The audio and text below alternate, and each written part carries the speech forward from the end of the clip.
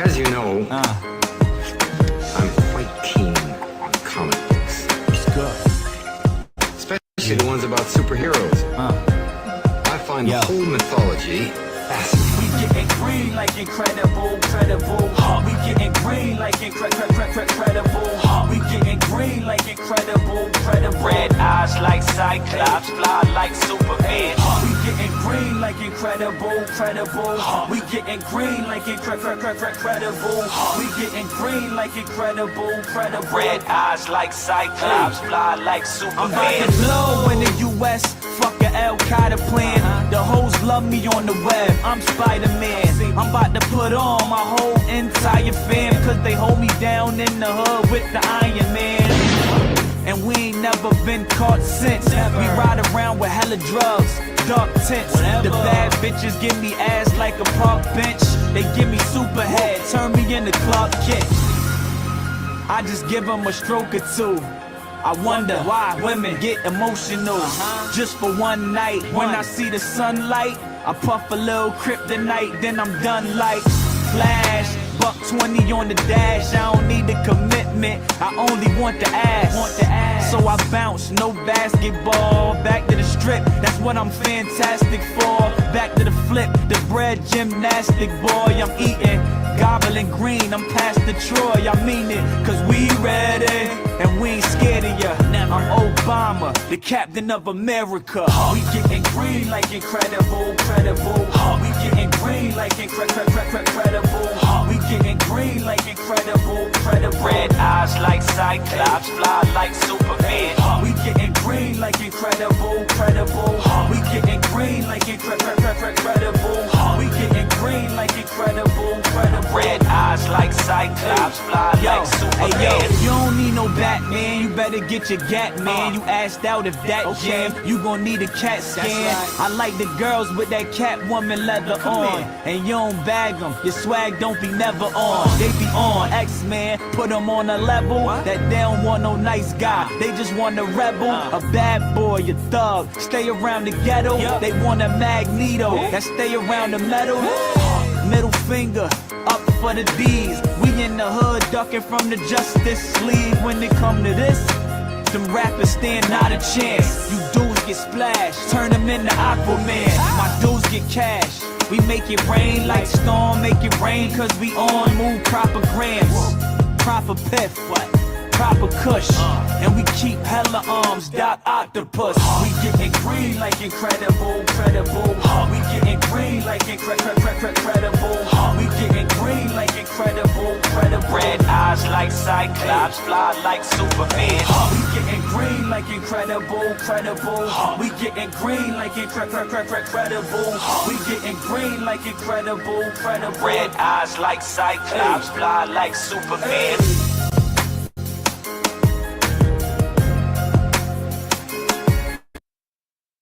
What up? What up? How y'all doing out there? I see what's up. Salute to the chat. I want to come on here real quick because a lot of stuff going on. I know y'all see that war that's going on. I feel bad for the people that's losing their lives over there. But we got to use this as opportunity. All right.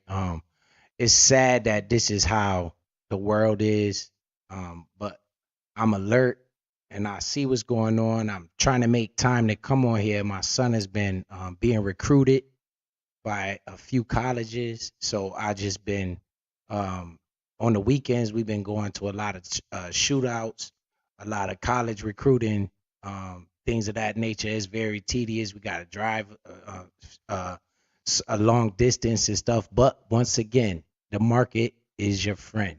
Okay, you have nothing but time. This is why I don't come on and bombard people and try to push this so much, because again, you have time. But if you do nothing, you get nothing, right? My number one rule is invest money you don't need. That way, in times like this, you don't even care, right? You're not even worried about it. So salute to the chat, man. Appreciate y'all pulling up. Without you guys, there is no channel. All right. Double Speaks in the building. True Essence in the building. Juicy Fruit in the building. Waterman. Julia Graham. Who else? I saw Keep the Change in here. Salute Keep the Change.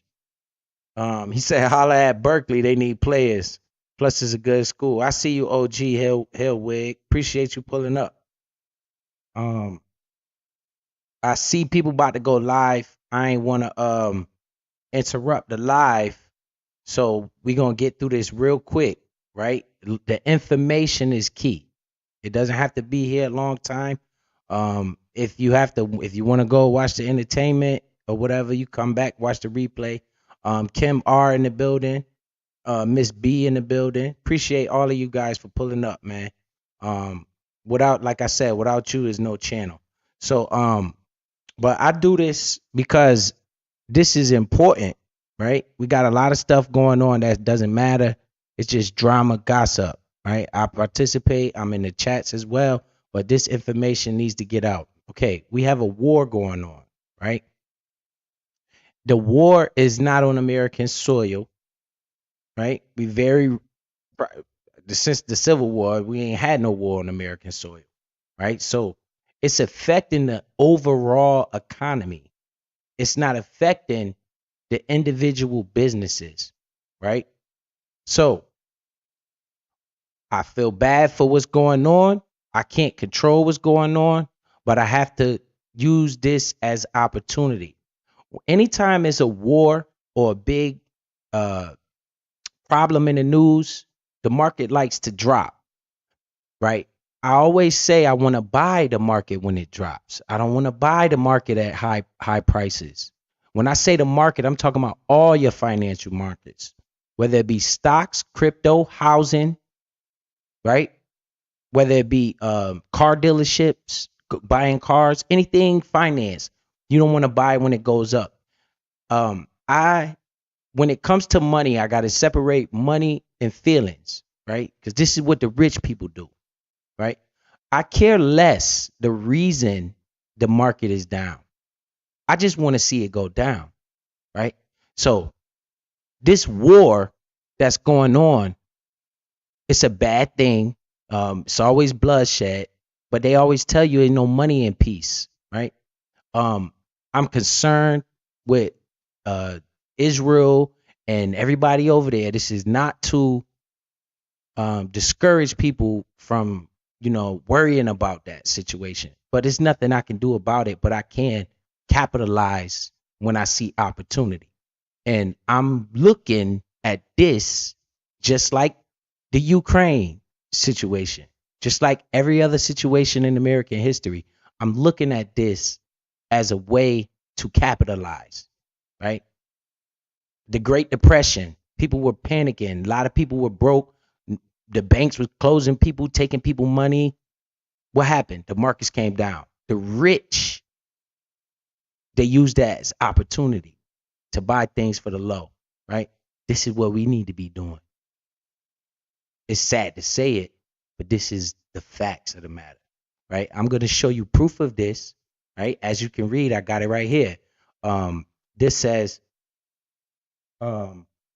how war affects the stock market, right? Okay, so as an investor, the attitude towards war and uncertainty in the modern era, right? I'm an investor.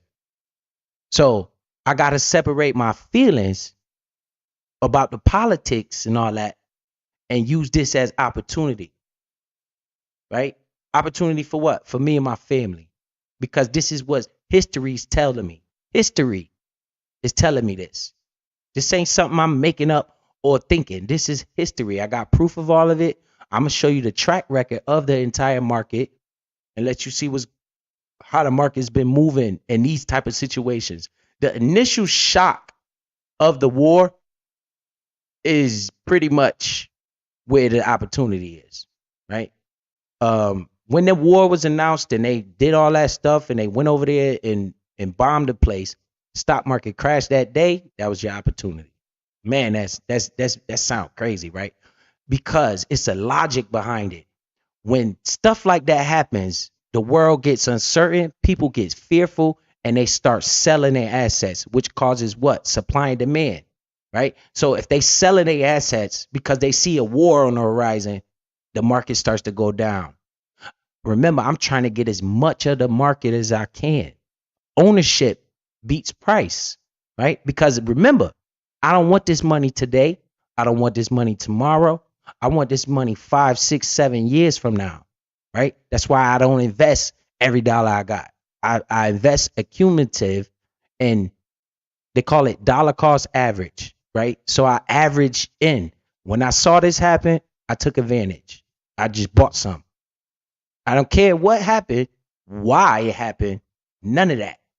Opportunities here, I buy it. Then I look at the news, I see the pictures like everybody else, and I say, man, that's messed up, man. I'm so glad that that stuff doesn't happen over here in this country, you know, where we're safe over here. I still can see my kids and stuff, but I feel bad for the people over there that's going through that.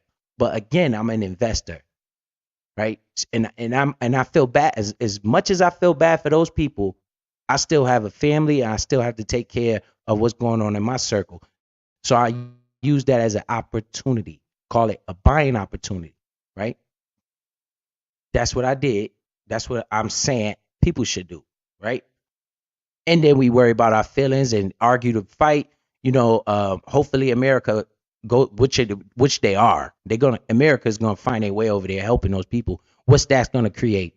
Pay attention. It's gonna create more inflation. In order for us to go help Israel, we're gonna have to print money, right? This is economy.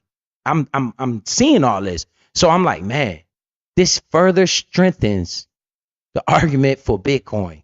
It's literally, once they start printing this money, the oil price is going to go up. You might see oil start to rise. Your gas might go up, right? People get panicked. Oh my God, the world is going to end. No, it is not.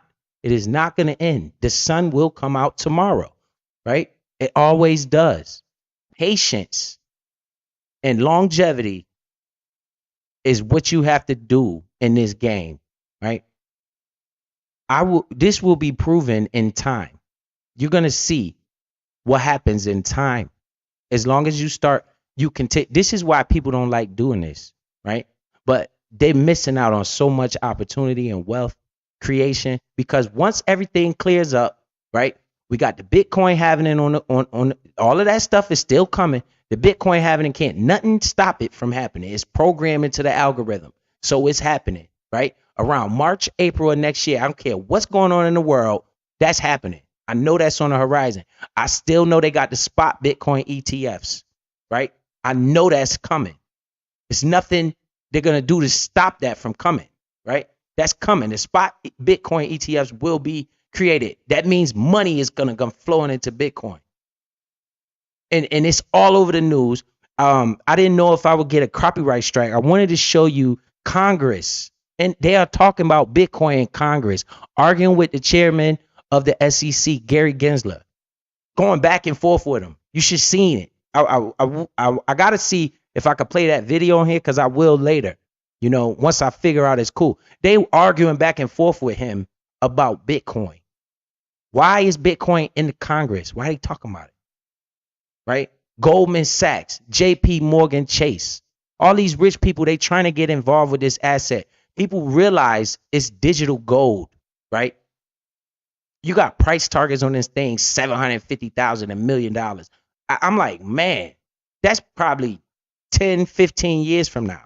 But in the medium term, right, 5, 6 years from now, we might see 100,000, 120,000 people looking at these price levels and scared. But when it drops like that, which is dropping today, it's at like 26,000, right? Opportunity is here. What you gonna do with it? Don't put all your money in it. This is not financial advice. I'm not putting all my money in it. Dollar cost averaging constantly, right? Ownership is the key to wealth. I want to get as much as I can for as cheap as I can. Not worried about the price. Worried about drop. I want to see the drop. We getting it drop. Now that means my bag is getting bigger. My bag is getting bigger and bigger and bigger and bigger and bigger.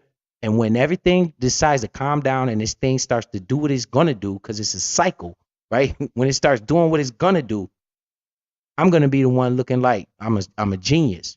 But it's not that I'm a genius. It's just that I study this stuff, this market situation. I'm gonna make more money this time than I did the last time, right? Because I'm paying attention. I'm more studying this stuff. I'm looking at what all these rich people doing. They're steady buying this shit while most people don't even have any, right? The markets in general, you got Apple, you got AI tech, you got a lot of stuff in the market, right? Electric vehicles, you got I like the charger stations more than electric vehicles. So if they start printing this money to help the other country, Israel, that means they're diluting the water. Guess what? They can't just keep printing Bitcoin. Now, let me get into this so we can get off of here and you guys get the information, because information is the key, right? All right. This says, how does war affect the modern stock market? This is printed 2 days today. This came out today, right? But I knew this already.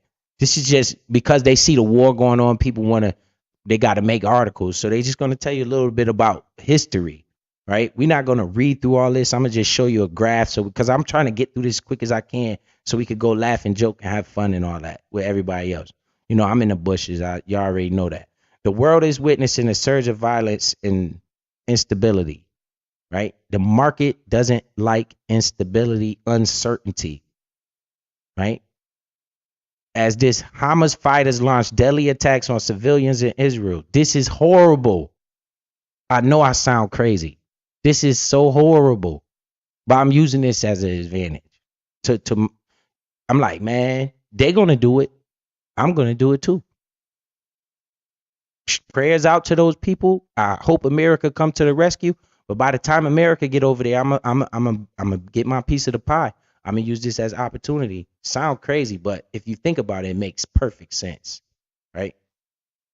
All right, Russia invades Ukraine. When that happened, what happened that day? Anybody remember when Russia invaded Ukraine? The stock market just crashed for like 2 days, and then never went. It recovered very quickly because smart money comes in and buys that up, right? And then it gets back to the level where it was at before the war. Right when the initial boom, right when that happens, that's when everybody like, oh my God, we going into war. I'm like, okay, let me, dang, we going into war. Let me see what I got for me out of it. What can I get out of the deal? Right? More ownership. Because I ain't worried about the money right now. 2025, oh yeah, it's going to pay off, right? That's a short time to wait if you think about it, because yesterday is gone. Today is already gone, right? January it felt like it's not too long ago we were celebrating Happy New Year. We about to be talking about Thanksgiving and Christmas, right? It just time flies, but while you're going through it, it seemed like forever, right? Don't worry about day to day. Think about time. Time is your friend. Right? Okay. So how do wars affect the economy and stock markets more broadly? Security experts are weighing in. Only time will tell, but experts remind us that past wars didn't push U.S. equities lower over the long term. How? So that means what I just said. It drops off the initial thing, and then over the long term, we recover and we balance out and we actually go higher, right? Long term ownership. Now, if you the type that just put $20 in there and don't never add to it, you're never gonna see any growth, right? You gotta add to the bag, right? You can't just build a house with one brick. You need a brick and another brick and another brick and another brick and another brick, another brick. Then you get your foundation, right? The foundation consists of many bricks, right? You can't just have a little bit and think you're gonna get rich. You gotta constantly do this thing. It's called investing, right?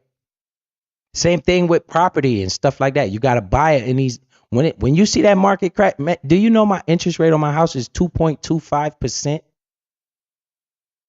Right? I bought that. When did I buy it? When that pandemic came and everybody was scared to buy houses. They were scared they were going to die. They was keeping all their money. They was actually selling their houses thinking about, oh, we're going to die. Everything is going to die. What happened? Interest rates dropped because they like, yo, we need to sell some of these houses. And I came in, let me get that. While everybody got a mask face, I was signing papers. My interest rate on my house is 2.25%, lowest in history because of that situation, right? I took that as advantage, right? I was like, man, it's the time. Why everybody's acting like a crybaby. Time for me to come in and say, look, I'm going to buy this house right here because I know the sun will come out tomorrow. And I look like a damn genius because now average interest rate on a house is 6-7% interest. That sounds a little bit, but it's a lot when you're dealing with thousands of dollars, when you're dealing with $200,000-$300,000, right? Got to take those opportunities. You probably never see that low interest rate ever again, right? That probably never comes back. Those 2.5%, 2.25, 2.5% interest on a house. That you probably never see that again. Who took advantage of that? The rich people, the smart people. People understand, yo, this is an opportunity. The heck with these masks. Because if this don't kill out the whole human race, I'm going to be all right in the end. My value of my house is going to go up. Is the value of my house going up? We're going to get into that too. Because the value of your house, I don't believe going up. I believe the money is getting devalued slowly and slowly and slowly. That's why it appears that things go up, but they don't. The money is getting trash. We're going to go over that too. And then we're going to get out of it. I got 1, 2, 3, 4, about 6 tabs up there. We're going to talk a little bit about CleanSpark because they announced some major news today as well. And then we're going to get out of here and people could watch the replay. So how does it affect the market? All right. We go down here and we look. Key takeaways. Through war and defense spending can amount to a sizable portion of the U.S. GDP. See that? Through war and defense spending. What does that mean? For them airplanes and those missiles and those guns, they gotta pay for that. Right? How do they pay for that? The government turned the money printers on. Probably send $100 billion over there. Where they getting that money from? Debt. They create more debt. How we gonna pay for that? Well, oil prices jack up. Are the oil prices going up, or they putting more money in the circulation? Right? They adding more water to the liquor. This can't keep going on. This is why Bitcoin was created, to counter this. Right? And it's the crazy part about it. People not going to see this until another cycle. Because right now it's starting to get in mainstream. People still scared. Once this cycle plays out and people see it move, you're going to have more and more people starting adapting it. Like, yo, we got to get into this Bitcoin thing. By then, you missed a good money, a good run up because you don't understand. You don't take the time out to think about this. You know what I'm saying? So markets largely have ignored recent conflicts related to the Middle East and Iran. A broader regional war, however, may see some severe impact, especially on oil. There we go. See? When the oil price is going to go up, stuff like that, and other commodity prices, right, starts to rise. Still, stock markets has often quickly recovered to pre-invasion levels only a matter of days or weeks after armed conflict or standoff began. See right there? Right in the beginning is the opportunity. That's when a lot of people panic and freak out. They don't know what's going to happen. They start selling all that shit. Right? That's the opportunity right there. You see what it said? It say weeks, days or weeks after. It don't say years. Say days or weeks after it normally recovered. Then you see the next paragraph right there. It says markets often shrug it off. So I'm gonna show you this chart right here. This graph, because I wanted to spend a little more time on it, but I see the MD is pretty much going to go live soon, so I want to get over this. But this is information needs to be out, right? We need this. We need this shit. We don't need all that other shit. That's for entertainment, right? This is information. That's what Biz going to drop on you. Information. So pay attention to this chart right here. I want you to notice, no matter what, it's up and to the right. I don't give a fuck. What none of that say.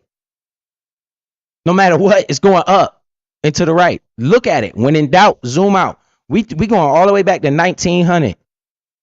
On this graph right here, it shows 1900, right? 1920.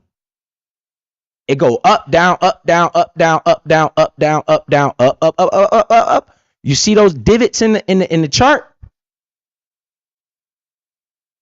We are at 2.5, not selling anytime soon. It would be foolish to get an 8.8% mortgage. Right. Oh, Kim R, you hit the jackpot with that. What's up, Miss Evelyn? Uncle L in the building. Appreciate you, brother. This is what we need to understand. This shit is needed. Understanding this is needed. When you start looking at it like this, it shows you something. You say, hold on. That's why this dude said, take the opportunity. Don't worry about today. Don't worry about tomorrow. You look at this and you think to yourself, man, if you was just buying a little bit of that every week, you could see you would be up over time. This is what's going on. This is the world right here.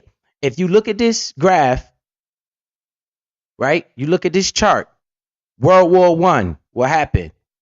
You get a little down move, right? And then next, after the war's over, roaring 20s, it say roaring 20s. Look at the market.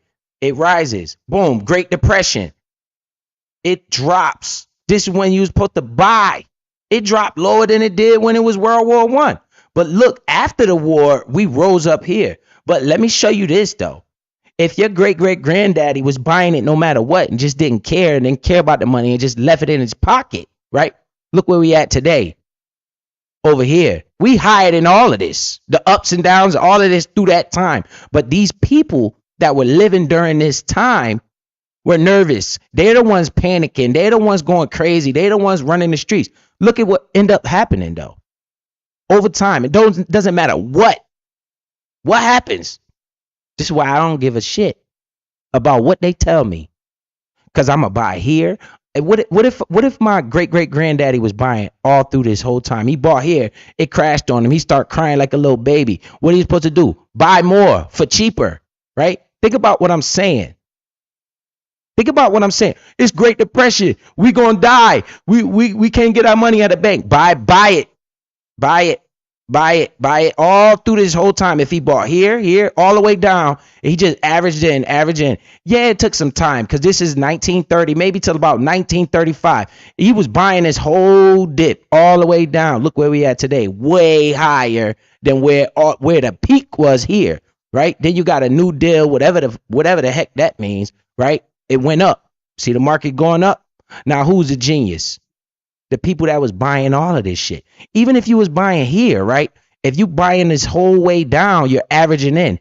Then your purchase price starts to come down because the more you buy at a cheaper price, it brings your purchase price down, right? This is the S&P. This is the full stock market, right? Since 1900, right? Then you get a World War I, right? What happens? The market drops. What is this? Opportunity, right? For all these people that were scared during the Great Depression, they should have remembered what happened. We drop, we rebound. Boom. World War II. We averaging in. Now, say you just bought right here and you didn't buy for a while. The market is a scam. I don't want this no more. And you just gave up, right? Then we eventually break that high and keep rising, right? This is not for me. This is for my kids. This is how you create generational wealth.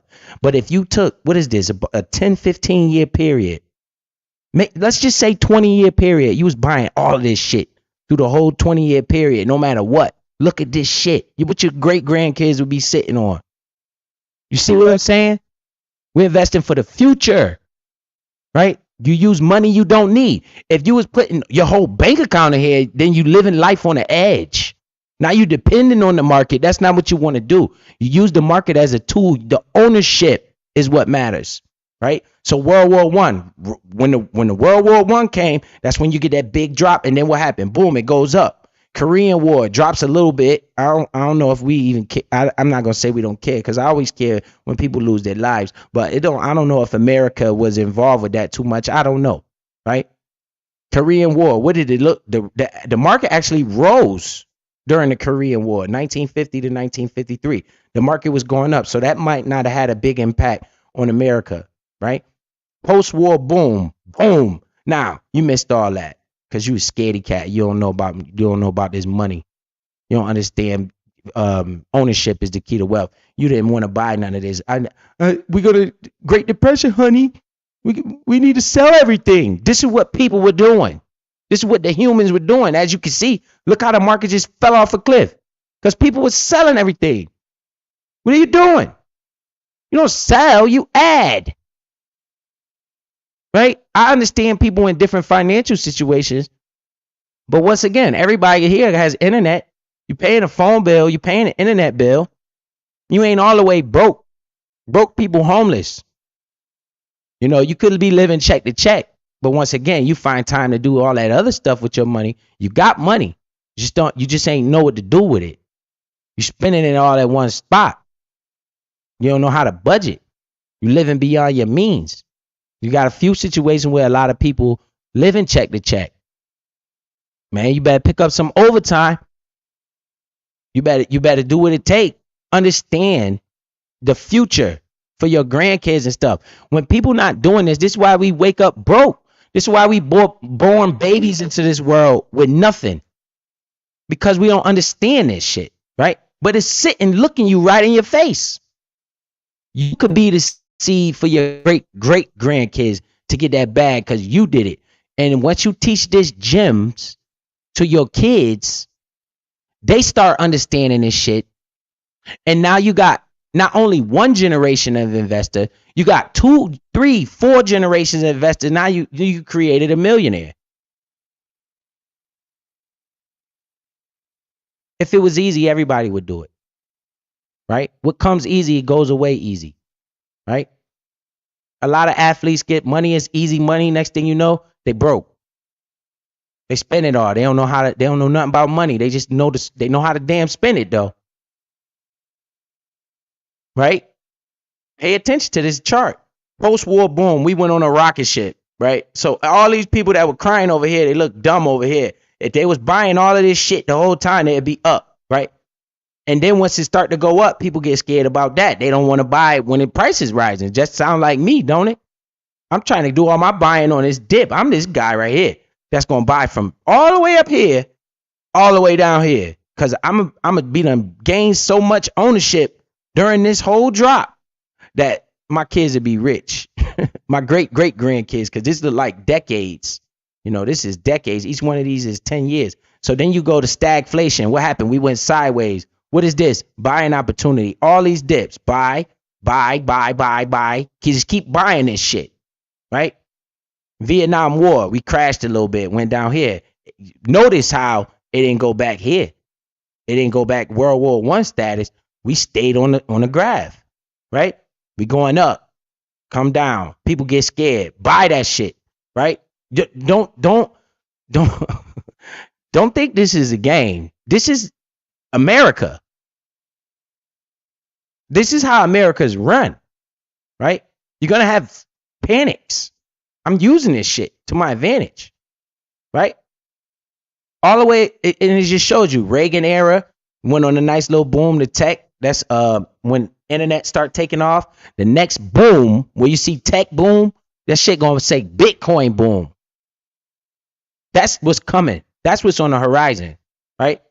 Then you got the global financial crisis of 2008. This is the reason why they created Bitcoin right here. But as you can see, had you been accumulating all these dips, your family been accumulating all this, you would have so much ownership. And look where it's at. It's higher than it was during all of this time. This chart, if you look at it, is powerful. It makes you understand, yo, I'm not doing something right. I'm missing something here. When you're in doubt, zoom out. Don't look at the day-to-day chart. The day-to-day chart is going to scare the hell out of you. Look at the all-time life. And what are we doing? Up and to the right. No matter what happens, up and to the right. Ownership is the key. Don't chase the money. You chase the ownership, the money gonna come. Right? Don't chase the money. People chasing money that's devalued all the time. The money is just slowly devaluing itself.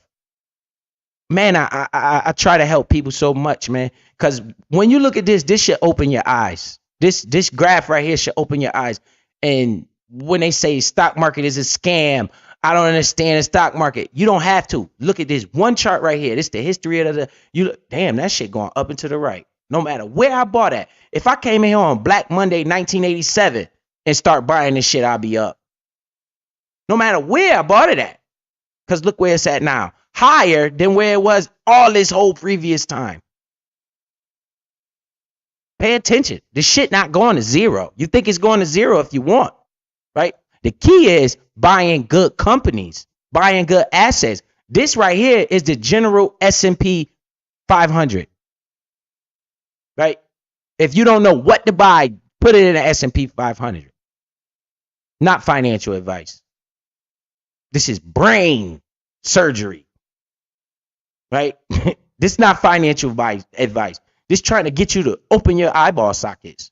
Can you see? I can see. No matter where I bought this at, I'll be up. No matter what I did. If I was investing with money I didn't need, if I could still pay my light bill after I bought my portion this week or this 2 weeks, whenever you get paid, after I put my money into whatever I wanted to do, I would be up. You can't lose. It feel like you might be losing because the price go down. That's because why? You chasing that money. You're not chasing the ownership. When the price go down, I actually get excited. Because guess what that is for biz? Opportunity.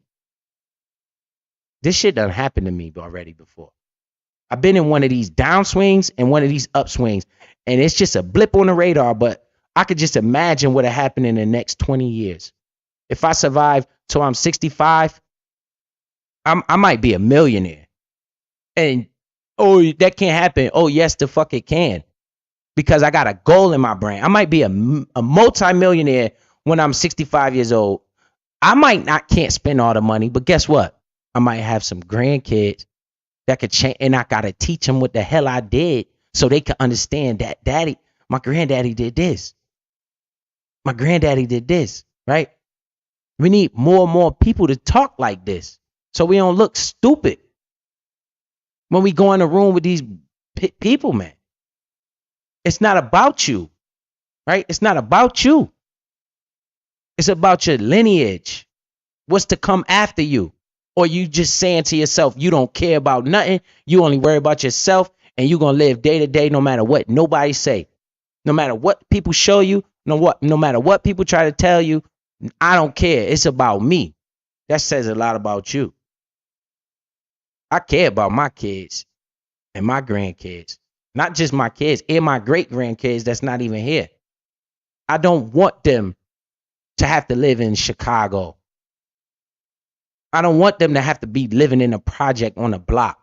Because I see what the end result of that is. Man, I was looking at a documentary the other day about them kids in Chicago. Man, that shit break my damn heart, man. I'm like, damn. And I can't even be mad at them. Because look at what they growing up in. It's like, damn, yo.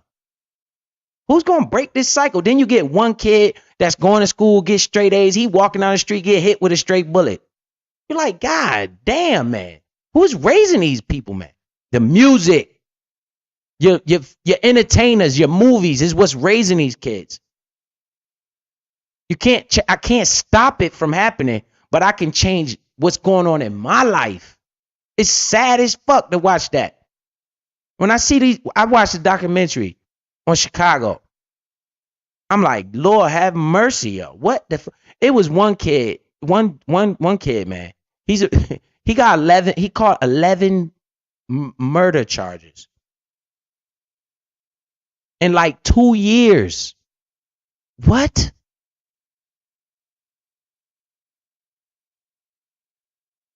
That's crazy. I don't want my grandkids coming up like that. Nobody's teaching these people nothing. And they don't even want to hear it. They want to talk about a switch on a pistol. That's what they think it's cool. Come on, man. It starts with your kids. These kids on the block, 11, 12 years old with guns on them. I can't even talk. I can't even approach those. Man, if I walk through there, they probably shoot me. If I don't know where I'm at, where I'm going. You should see how close these, man, it's crazy. You got 2 streets over is a whole different gang.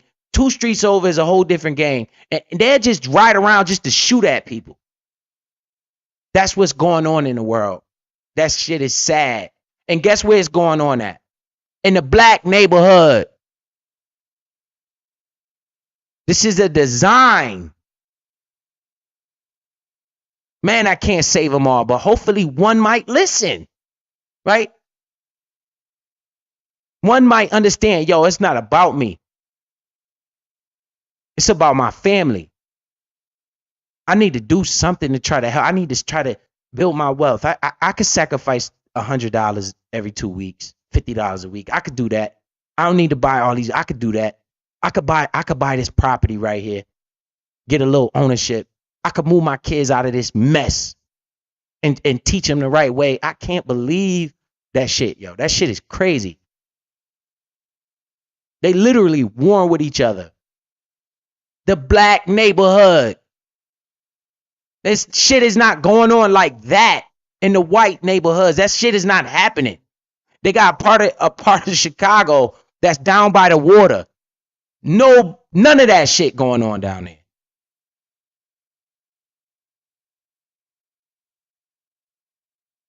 They done poisoned the minds of the people, man. That shit's sad. I'm supposed to we talking about a war in Israel. Man, it's a war in Chicago right now. Baby in the house chilling, doing TikTok dance, get shot through the window. Who's doing this? So they could get clout, so they could chase the money. Stop chasing the money. Chase the ownership. Ownership is the key to wealth, not money. What comes easy goes easy. You out there robbing, shooting, killing, stealing. You get a bag of money, a lot of money. What you gonna do when you 32 and you're not even there no more? You watching somebody look at your tombstone. All the money you had, what good is it? And what did you pass on to your kids? To your lineage? What your name look like? What your name talking about? Oh, I'm famous because I shot 11 people. Yo, bruh. This is why Biz on here. I told you, I don't care how many people watch. I don't care about none of that. I'm doing my job by just putting the information out. I get 2-3 people, that's fine. You know, 2-3 people start understanding this, that's fine to me. It's sad what's going on out here, man. And it's only happening to us because we don't want to hear this type of shit, what I'm talking about. I try to come on and be as relatable as I can. Right? So people could try to hear what the fuck I'm saying. But we don't want to hear this type of shit because we've been trained to go. We've been trained to murder. We've been trained to do all this fuck shit. So how can I make somebody listen? I can't. I'm going to talk about it. If you want to pick it up, fine. If not, fine. Watch in 5 years, though, you're going to be like, God damn, this motherfucker portfolio look crazy over there. Yeah, I know. Because I'm looking at this chart right here. This pull out, look out, the whole life of the chart, we're going up, bruh. Whatever happening today, don't fucking matter. We going up. We going up. So I'm going to buy a little bit of this shit every chance I get. I'm going to build my credit right. I'm going to buy me property. I already got my property. I need to buy another property. Where I'm going to get the money from? Right here in your face. I'm going to use this money that I'm going to get however many years it takes. Because I know it's coming. Can you see? It's coming. Look at it. It's right there in your face. All I got to do is be patient. Sit back and chill. Buy another property, and then die. Along the line, I'm going to teach my kids something that I'm doing. I'm going to show them everything I'm doing because I don't want to show them how to use a switch. I don't want to show them a switch. I'm talking about how you turn a pistol to an automatic gun with a banana clip. I don't want to show them that. Because whatever I show them is what they're going to want to do. I don't want to show my kids how to get a girl pregnant, leave her alone, then she got you on child support. I don't want to show them that shit. But this is what they got us trained to do. Back in the day, hip hop was out here talking about fight the power. It was unifying. Nowadays, all about murder, drugs, sex, money. They saw that we was on to something with that music. They came and corrupted it, and they putting this shit out for the masses. And look at the culture. No matter how much I talk, people not gonna listen. I might get one or two. That's more than none. Right? And they could change their family's life, or at least try. You can't tell me I'm capped. Look at the graph. We're going up. I don't give a fuck what happened today, next week, 6 months from now. This is why you always hear me say that shit. I don't give a fuck what happens. I'm identifying good companies and I'm buying that shit. Period. We're down. So what? We're up. So what? Look at the chart. We're going up. Period. Right? And then when you look at this, and then you start to realize this Bitcoin thing that Biz keep talking about. Bitcoin is the fastest growing asset in human history. So the growth that you see on this chart is nothing compared to the growth of Bitcoin. Bitcoin took 10 years, well, 12 years, 13 years to get from less than a penny to $26,000. It's going up. I don't give a fuck what nobody say. Oh, Bitcoin's down, man. I'm losing money. Shut up. Who told you to put all that money in there? If you ain't put that much money in, you would be crying like a baby. What about 10 years from now, though, stupid? It's not about you. Once you put the money in there, it ain't your money no more. It's your family money. Understand that.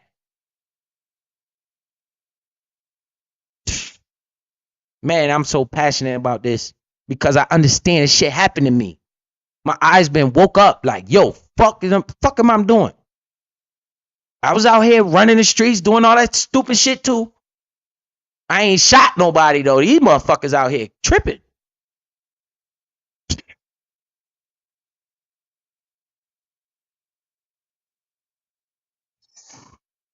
Shit is crazy, man. I try to tell them, man. No matter what situation happens in this whole process, we going up. So I hope you understand that. I don't care what the fuck happened. It don't matter. When it drop, you drop. When that market drop, I'm dropping it. I'm dropping it like it's hot. Right? Remember, if you pay attention to what I was saying a few weeks ago, I said I'm going to put some money on the side just in case something happened. Lo and behold, we get a war. Market start dropping a little bit. I'm like, when in doubt, zoom out. Let me look at this trick.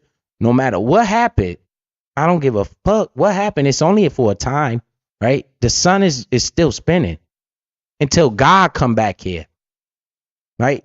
Until Jesus come back in the sky, the sun is coming up. That's not man-made. Double Speak said something the other day. I was like, man, this dude right here is on one. He said, something about until man, I don't know exactly what he said, but he was talking about the sky. He was saying until man do something to the sky, then I don't believe in higher power. Man, ain't no man created that sun. Ain't no man created that sky. Ain't no man created that tree. Okay? Until God come back, this world ain't stopping for nobody. No matter what they do, they drop as many bombs as they want. They can't mess up the creation. Talk about all this global warming shit all they want. If God don't want this thing over, it ain't over. Right? Whoever created the sun and the stars and the moon and all that, that's the boss. That's God, man.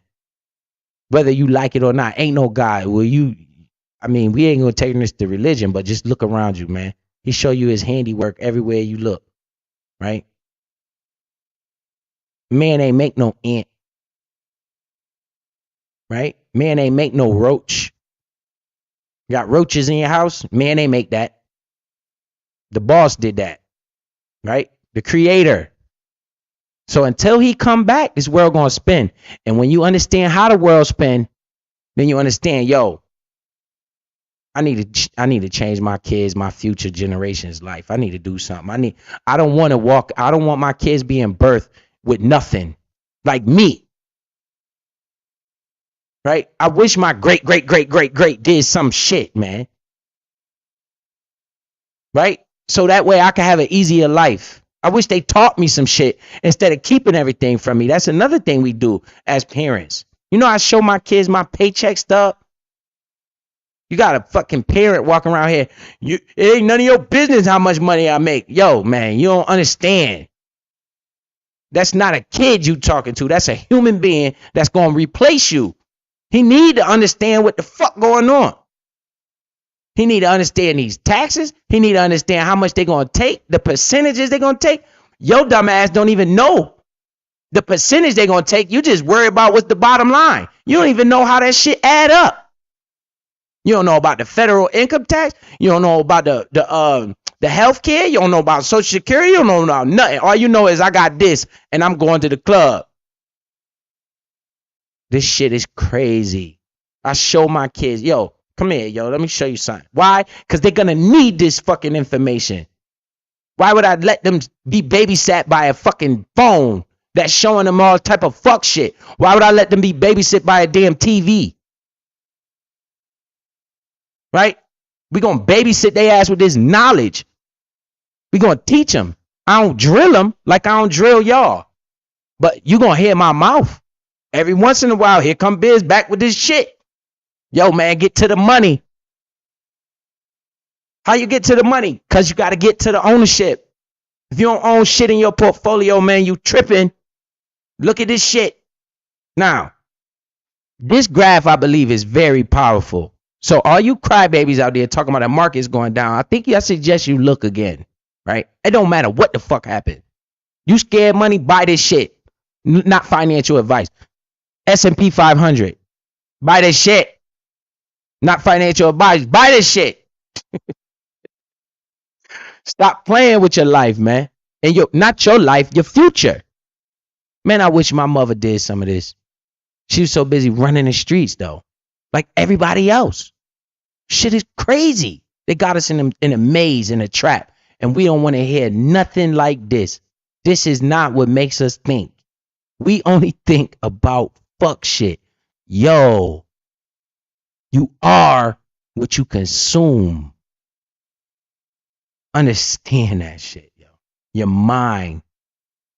You are what you put in. If all you think about is football all day, all you're going to be able to talk about is football. Right? Please, somebody listen to me. Just one. Right? Two people, maybe. I don't want to see no more Chicago shit coming around. And this shit is crazy, man. I ain't going to see it, man. That shit is crazy. All right, so let's go to the next thing. Now, yeah, I only got a few more things. This was major. I talked about this. Boom. I hope people come watch this damn replay, but they won't because I'm talking about something that actually matters. Right? This shit is crazy. Shit is mind-boggling to me. All right, so let's look at this. What is this I had on here? All right, I had something on here that I thought was a good idea to show you too. Oh, okay.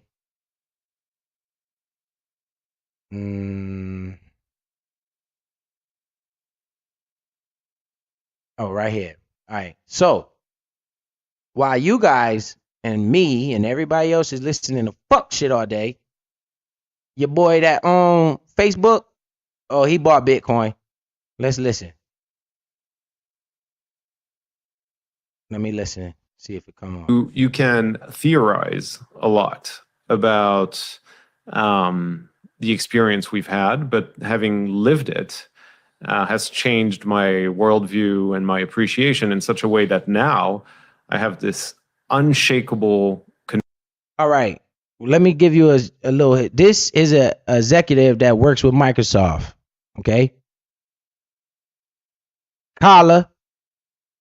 I don't see no switch.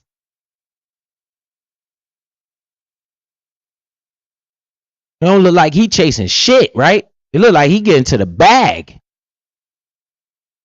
I'm like looking at this dude, like, yo, what the fuck this motherfucker doing?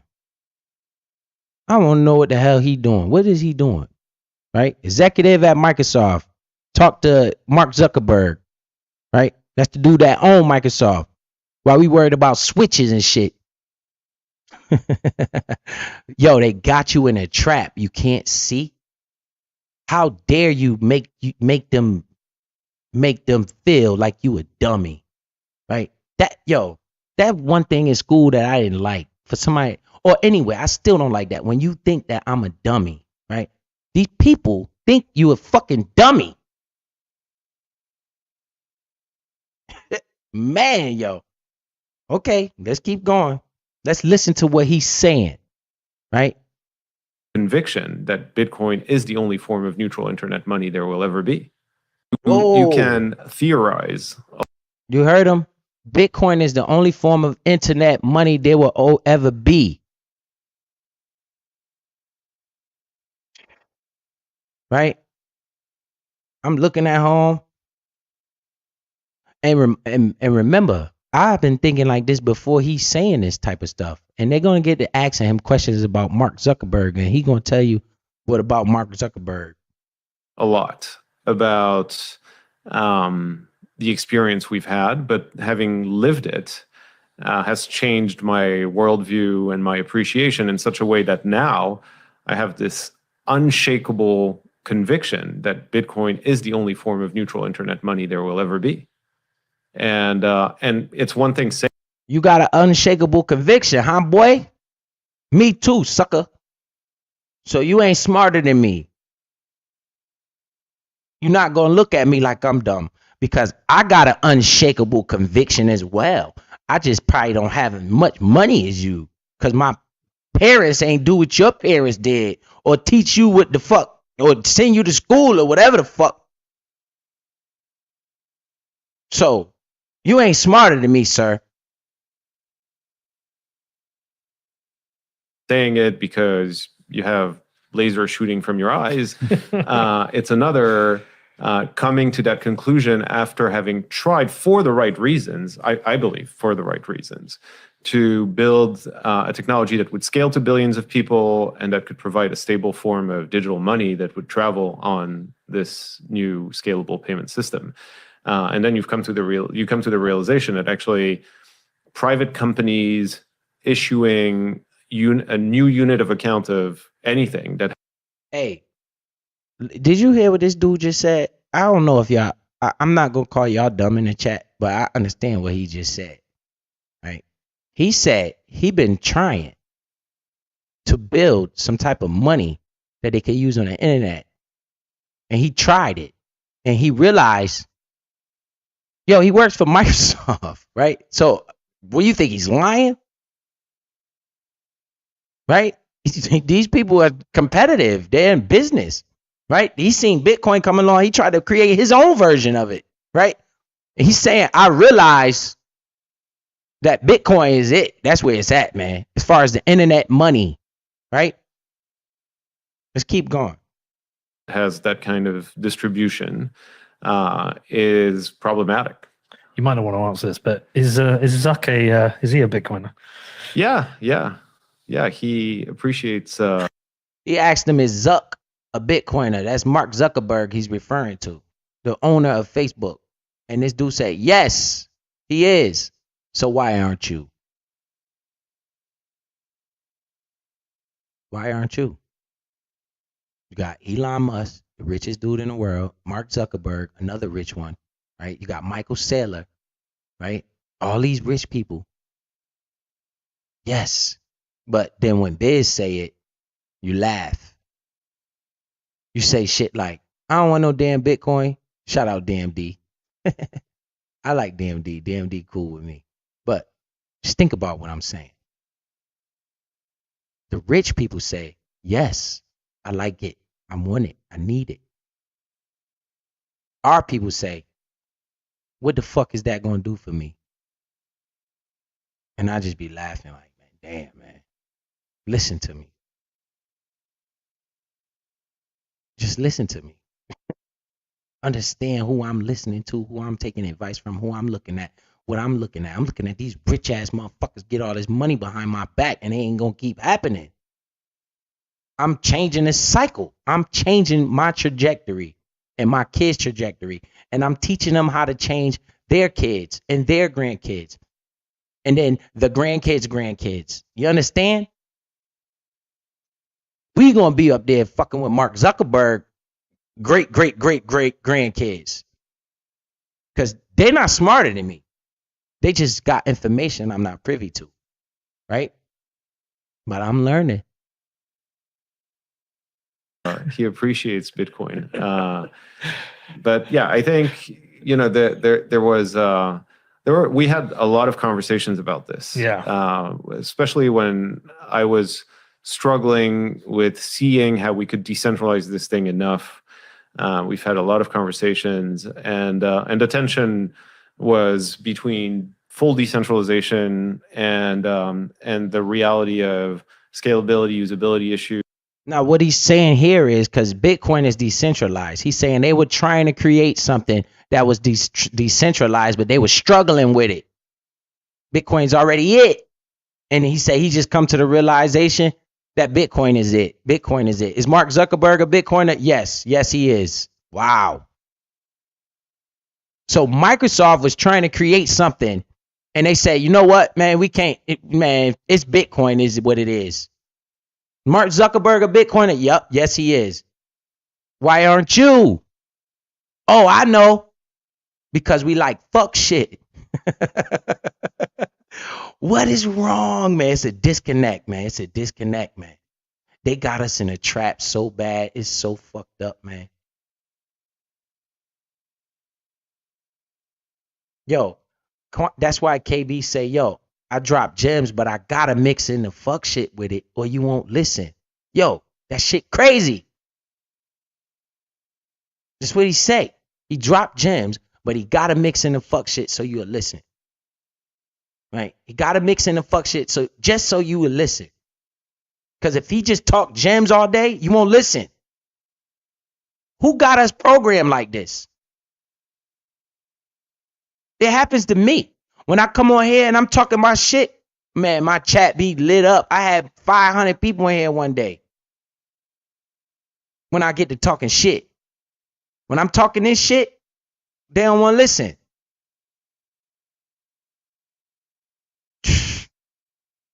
Lost in the sauce, man. Lost in the sauce. That sauce is oozing. So that's one thing I wanted to show you right there. So let's see if we could keep going down this timeline, because I think I saw something else on this page right here. Just to let you know, this what these rich people doing. Yep, there's something else down here. Right here. Right? Now, this dude right here, Paul T. Jones, is worth $8 billion. Right? Can you see? Look at this white dude. He worth $8 billion. Right? 8,100,000,000. Wouldn't you just like to have 100 million? Look at how he's shitting on the whole lineage.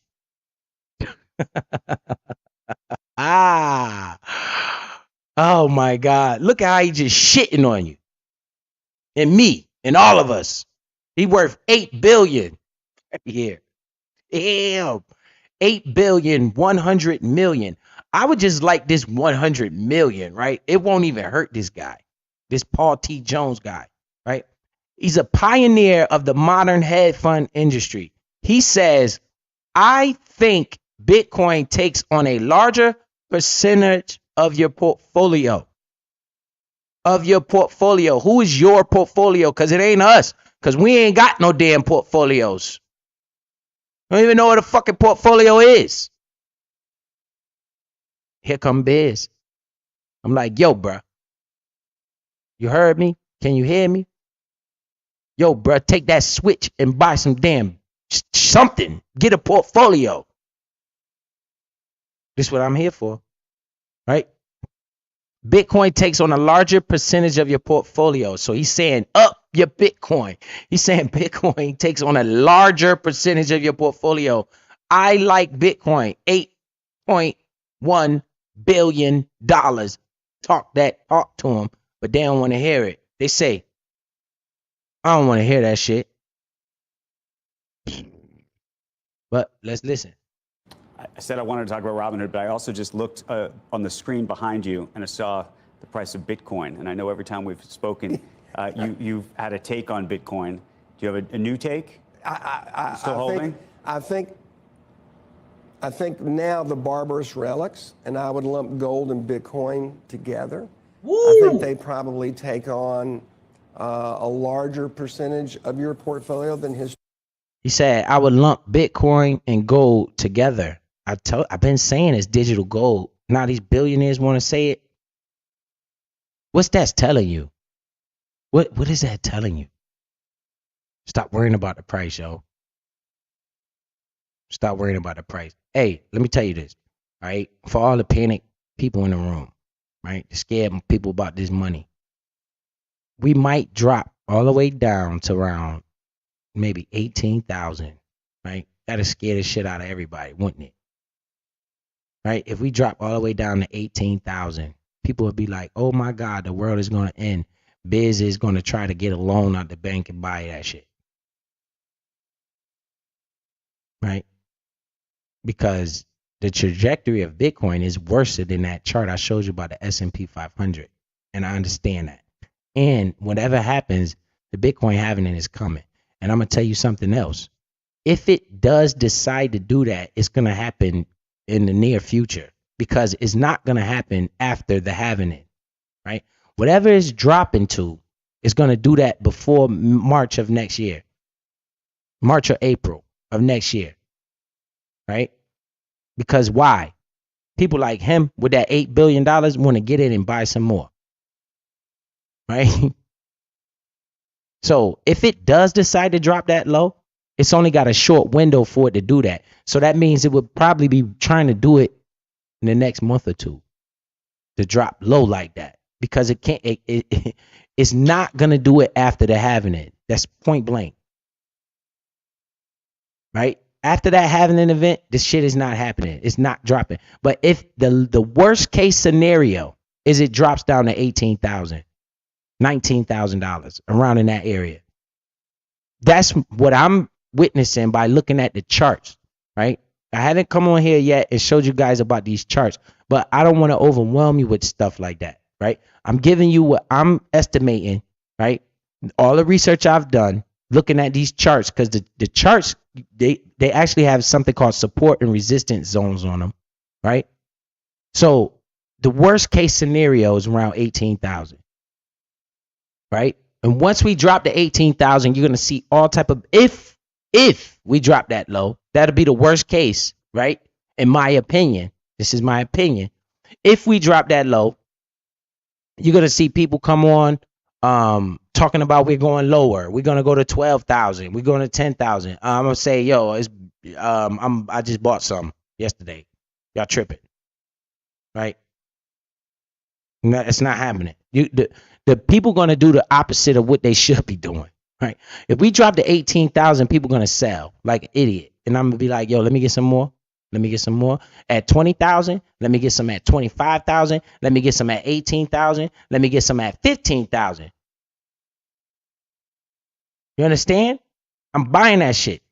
Just little by little, by little, by little, by little. Grab it, little by little. All right, let's listen to him. Then we're going to go to the next one. Because we're going to go through both a challenging political time here in the United States, and we're going to go through, we've obviously got a geopolitical situation. So I would say. This was a few days ago. He talking about that war. But high interest rates were supposed to be the thing that was actually going to be unhelpful to Bitcoin. Well, and I think on a relative basis, look what's happened to gold. It actually has been. Clearly, it suppressed it. So you know that more likely than not, we're going to go into recession. There's some pretty clear-cut recession trades. The easiest are the yield curve gets really steep. Term premium goes into the back ends of debt markets, right? Into 30-year and 10-year and 7-year paper. The stock market typically right before recession declines about 12%. That's probably going to happen at some point from some level. And you look at the big shorts in gold, more likely than not, in a recession, the market's typically really long assets like Bitcoin and gold. So there's probably a $40 billion worth of buying that has to come into gold at some point between now and if that recession actually occurs. So yeah, I like Bitcoin and I like gold right here.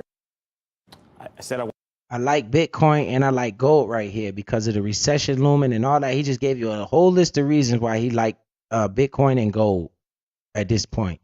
He's putting Bitcoin in the same class as gold. So it's digital gold.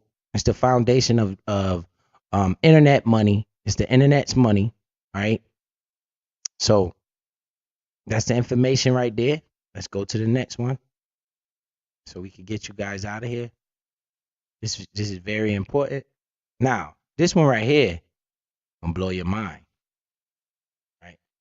This is why Bitcoin is that thing, man, for real, right? You might not want to hear me, but you'll be looking stupid in the face in a few years. Now, in 2017, if we had houses to buy, that's what this is saying. Houses did not magically double in intrinsic value between 2020 and 2022. Rather, the fiat currency they are denominated in became worth less. Yo, that's what I've been saying. I've been saying this. They didn't put this out until October 10th when they said this on this news post, right? This is why I'm telling you these people not smarter than me, right? They're not smarter than me. They just know information I don't know. Once I get the information, I'm just as smart as these people. Why are these people right now talking about Bitcoin? I've been talking about it, right? This dude, they just telling you about your money becoming worth less. It's not that the prices are going up. It's your money is devalued. Now, the opposite with Bitcoin. Pay attention to this. In 2017, it took you 125 Bitcoin to buy a house, right? Because over time, the value increases in Bitcoin and it decreases in money, right? In 2017, let's just say for shits and giggles, because I don't know the housing market back then. Let's say that it cost you $300,000 to buy a house, right? Right now, it would cost you $450,000 to buy a house in 2022, right? Is that your money going up in value, or is your money going down in value and it costs you more money to buy that same house, right? Now look at the price of in 2022 with Bitcoin. It would take you 20 Bitcoin to buy that same house that it took you 125 Bitcoin to buy in 2017. So that's trying to show you that Bitcoin holds its value. If not, it gets more valuable.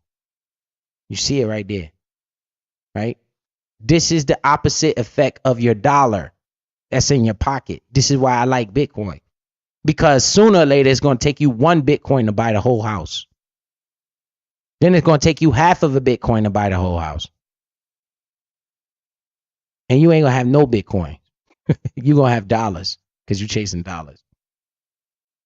Right? I'm telling you. Not financial advice. Entertainment purpose only. All right. Now we're going to show you this. The CPI data is coming out tomorrow. This is why I had to get this information out here. Tomorrow, 8 o'clock in the morning, 8:30 in the morning. You see right here, this is all the dates for the CPI data. What is CPI? Inflation. It's going to be the inflation. They call it the inflation calculator, right?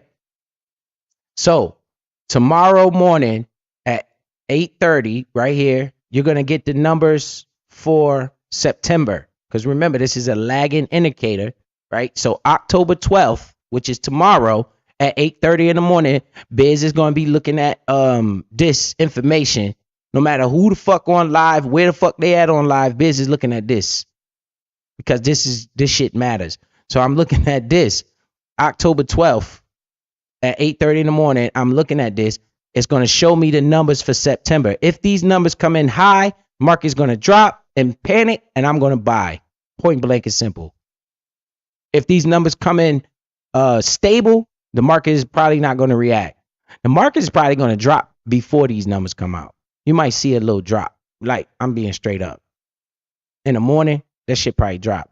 Matter of fact, these numbers come out before the market opens, so this will be a good thing. We're going to see a reaction tomorrow in the market. You're going to see a reaction based off of this news.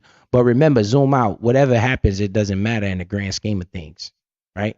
But this would just give me an insight if I should buy or sell. I mean, not sell, because I don't want to. I already sold. I sold a portion of my shares when they were up, right? So, but I'm slowly buying them back. But this information will be out tomorrow at 8:30. So if you want to know what this information is, take that phone that you got in your hand and Google CPI data in the morning. It's going to be everywhere. But if you're Googling what happened on Real World of Housewives, so you could be entertained, you won't know what the fuck going on, and they want to keep you right there, right? So that's that. That's coming out tomorrow. We getting through it. We almost done. We're gonna take a look at my company, CleanSpark. This is the last part of my my live, and then we're gonna get off of here. And hopefully you guys, whoever want to watch the replay, hopefully you guys watch the replay, hit the like button. But I'm concerned with the information being given to the community. That's why our biz is here. I'm not really concerned about anything else. So with my company, the one that I've been buying over the years, right? We got some news today, right? We got JP Morgan, right? Now deciding to Riot and Marathon, right? That is CleanSpark, one of CleanSpark's, two of CleanSpark's competitors, right? There you go, Juicy Fruit. You ain't here, Juicy. This for you, right? Because I know you own this company, right? And for anybody else in here that owns it, but I think Double Speak said he had some of this. I don't know who else bought some of this, but I want to show you that these people not smarter than me, right? Watch this. I told you I like CleanSpark better than all the Bitcoin miners. I told you that, right? Because I look at the balance sheet and I looked at my own shit. I didn't have to wait for JP Morgan to tell me nothing. I didn't have to wait for nobody to tell me nothing, right? I don't care where the price going at. I understand their business model. I see what they're doing. I'm content with the company that I'm buying, period. Fuck JP Morgan and everybody else. This right here solidifies what I'm saying, what I've been thinking, and what I've been doing. It gives me confidence because Riot and Marathon gets new bear ratings. Bear means down, right? By JP Morgan, which is one of the biggest banks in the world, the biggest bank in the world, right? JP Morgan expands Bitcoin mining coverage. So what is that telling me? That headline reads this to me. JP Morgan are now starting to evaluate Bitcoin mining companies. What? So JP Morgan Chase now is looking into these Bitcoin miners. Biz been looking at these Bitcoin miners for 2-3 years now. I said, I believe that this Bitcoin miner is going to be one of the biggest shits in the stock market. I've been saying that. I said, I'm going to continuously buy at these levels. They say, Biz, why? What are you talking about? I said, look, man, if that damn Bitcoin decides to take off, which it will, the price of these damn companies are going to skyrocket because they're going to be making so much money. It's going to be ridiculous, right?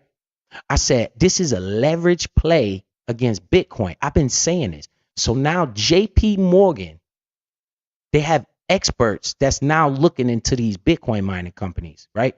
And they're saying that a company called Riot and Marathon, they get bear evaluations. So the expert looked into all of the Bitcoin mining companies that's in the market. I told you it's a few of them. I told you my favorite one is CleanSpark, right? It's my favorite Bitcoin miner. It's my favorite company in the market, right? Because I can see potential growth out of this world with that company, right? I'm telling you, this is what I feel. Okay.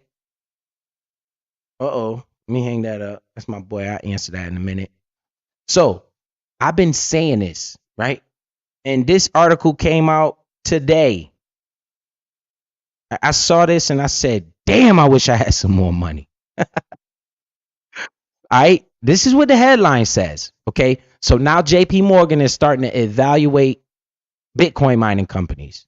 And they looked into each one. And it said Riot and Marathon. Who is those companies? They are two Bitcoin miners just like CleanSpark. Right? But I looked at both of these companies already. And I looked at all of them and I said, yo, I like CleanSpark the best because they mine at a cheaper price. They use better energy. They're using all clean energy. They're growing at a substantial rate out of this world, right? It's like I'm gonna get paid off of CleanSpark, right? So what does JP Morgan think? Right? They looked at Riot and Marathon. Marathon right now mines more Bitcoin than CleanSpark, but it costs them more money to mine each Bitcoin, right? It costs CleanSpark less money to mine a Bitcoin than it does Marathon. But what is CleanSpark doing that I like? They're growing rapidly, tremendously. They're just growing. And what's going on? The stock market is overlooking the company. That's why you don't see too much movement, because people just overlooking it. What is that doing for me? It's giving me more opportunity to collect more ownership little by little, because it's not going to zero.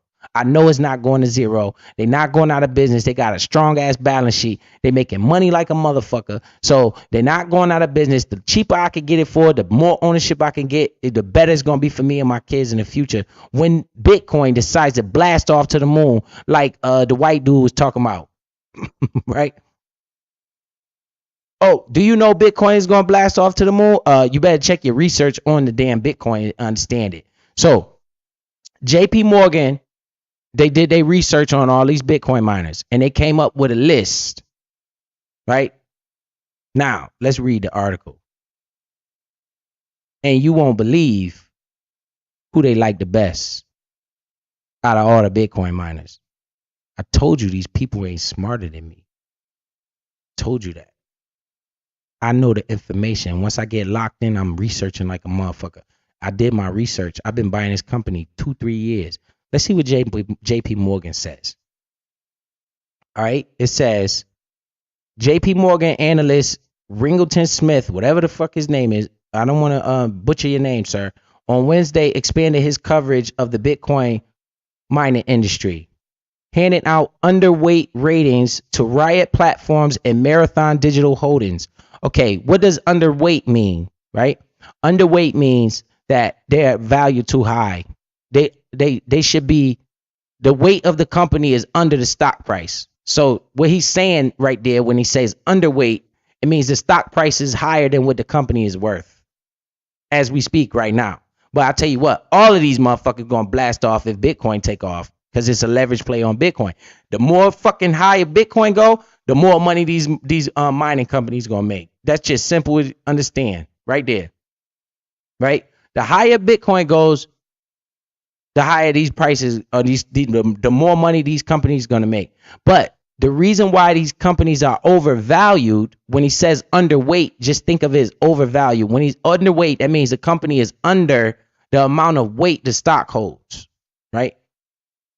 I thought it's backwards, right? It's a backwards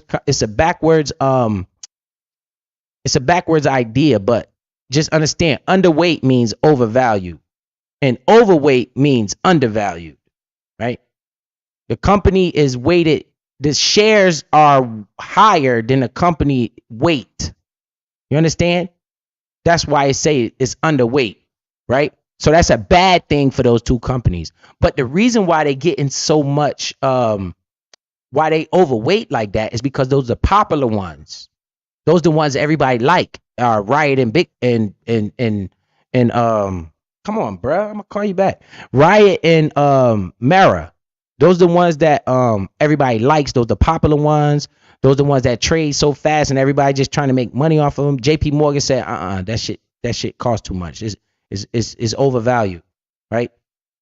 It says the downbeat coverage of the two miners. See where it says downbeat? So he's saying that this shit is overvalued. I don't want to buy it. That's what JP Morgan said, right? Of the two miners comes as the wider industry is at a crucible moment as management teams and investors weigh the prospects of a Bitcoin ETF, which may catalyze a rally against record hash rate increase and a looming block reward halving That's what Biz be talking about, that Bitcoin halving is coming, right? That, and those ETFs is on the way, right? That threaten the industry revenues and profitability. Smith wrote in a note, right? He said Mara is the largest operator in Smith's coverage. So Mara is the biggest, one of the biggest Bitcoin miners. But why did Biz say he don't like it? Because it costs him too much money to make a Bitcoin. They don't use as clean energy as CleanSpark, right? I think CleanSpark is the best Bitcoin miner, point blank, right? This guy writing this article don't know me. He's looking at these companies independently, and he's a professional, quote unquote, right? It say Marathon is the largest operator in Smith's coverage, though it has the highest energy cost. That's why I don't like Mara. That's why Biz don't own Mara, because it cost them too much to make one Bitcoin. I done looked at all these motherfuckers. I don't care nothing about Mara, Riot, or none of them. I care about growing my wealth. So I did my analyst. I'm a fucking analyst. They need to hire me because I've been saying this shit, right? Although it's the lowest, is the highest energy cost and the lowest margins.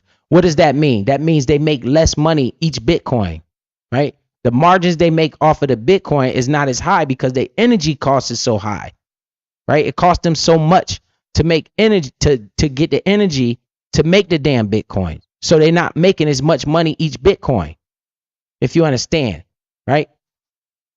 And he said, while Riot has relatively low energy costs and is nearing a completion of a large data center, it is by far the most expensive name in our coverage universe.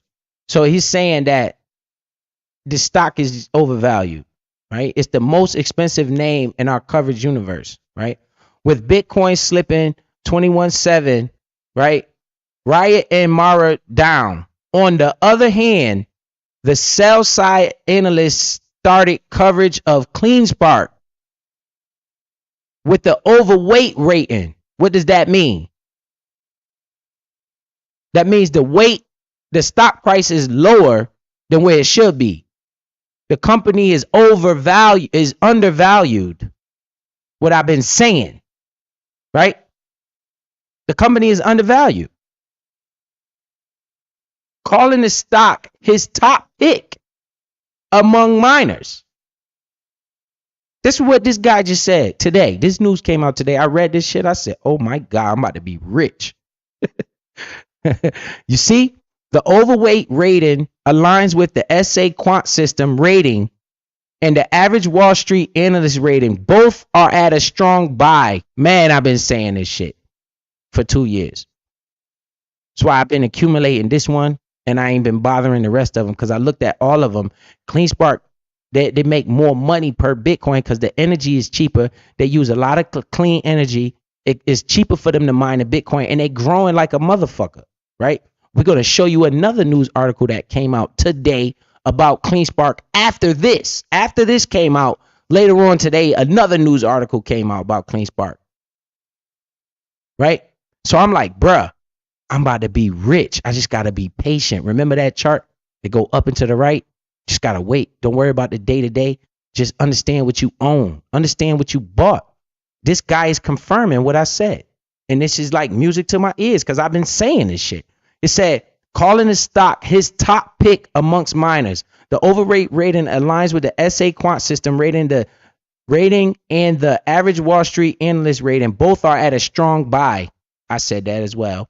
CleanSpark, which saw its stock tick up 0.7% at the time of writing, offers the best balance of scale, growth potential, power costs, and relative value. You see that shit? CleanSpark is that dude in the mining industry. And I said that because I've been looking at the company and I like what I see. I told you they growing faster than everybody else. Their power cost is down. And the value, they undervalue like shit. They should be worth more than where it's at. Period. It's a steal at any of these prices. $3, $4. The company we should be up at $9 right now. We should be double where we at, the company, because of what they're doing. And I'm watching what they're doing. I'm seeing the money they make, and I'm glad that I have opportunity to continuously buy. Right? This is what's going on in my brain. I don't give a fuck. When the price go down like that, I'll be like, yes, I'm about to buy some more. That's what that would be going on in my brain. I need, how many more shares can I get this week? That's what I be saying. Because I'm like, bro, we should be at $9. The market cap is way too low. They're competing with Riot and Mara, but their value is like half as much. It's like a double up waiting to happen, right? Cypher Mining was also included in the news coverage, snagging a neutral rating. It has the lowest power cost, but its growth is constrained. So he rated 4 of them. He said CleanSpark is his top one. All right, more on CleanSpark, whatever. So we're gonna give you more on CleanSpark since they want to tell me more on CleanSpark. Biz went and I saw another news article today that came out about CleanSpark. Right? Remember I told you they one of the fastest growing miners in the fucking world. This is why I like this company. I'm gonna be rich. I keep saying it. I'm speaking into existence. Look right here. Now you see we at $3 makes no sense. $3.74 make no sense. I don't give a fuck. $3.50, $3.33, whatever. That shit's dumb. Right? It shouldn't be this low. Right? Because I'm like, bro, these dudes is making so much money. It don't make no sense. The stock market everybody's so interested in Riot and Mara. So after they see this article, what you think about to happen? We getting a lot of press right now. So a lot of people that own Mara and Riot are probably gonna want to come buy some CleanSpark, which is gonna do what? Supply and demand, probably push our stock price up a little higher. But I don't know what's happening with the war, the overall stock market, or the economy. All of that shit plays a major factor in the stock prices, right? I'm just gonna take my opportunity as long as it's here. As long as it's here for me to get it, I'm gonna take the opportunity, right? They drop another bomb over there. They kill some more people. The stock market, the entire stock market is going to drop, presenting what? A buying opportunity. I'm buying some more of this undervalued stock at a more undervalued price, right? An analyst just said that today. A professional. Salute to the analyst. So what else came out today? All right, today, recent news. All right, you see this news that came out 11 hours ago, but I need to go over this news right here. They released today September mining updates, right? Look at this. I like this company, man. I'm gonna get paid off of them. I just know it, right? Biz, how you know? Don't worry about it, right? The company closes out fiscal year 2023 with 2,240 Bitcoins on its balance sheet, right? Fiscal year. Everybody, all the businesses, fiscal year ends in September. So that's a fiscal year for the businesses. It's not like the year to date. You know what I'm saying? So this fourth quarter, this last period will be the beginning of next year's fiscal year. The fiscal year is about that bag.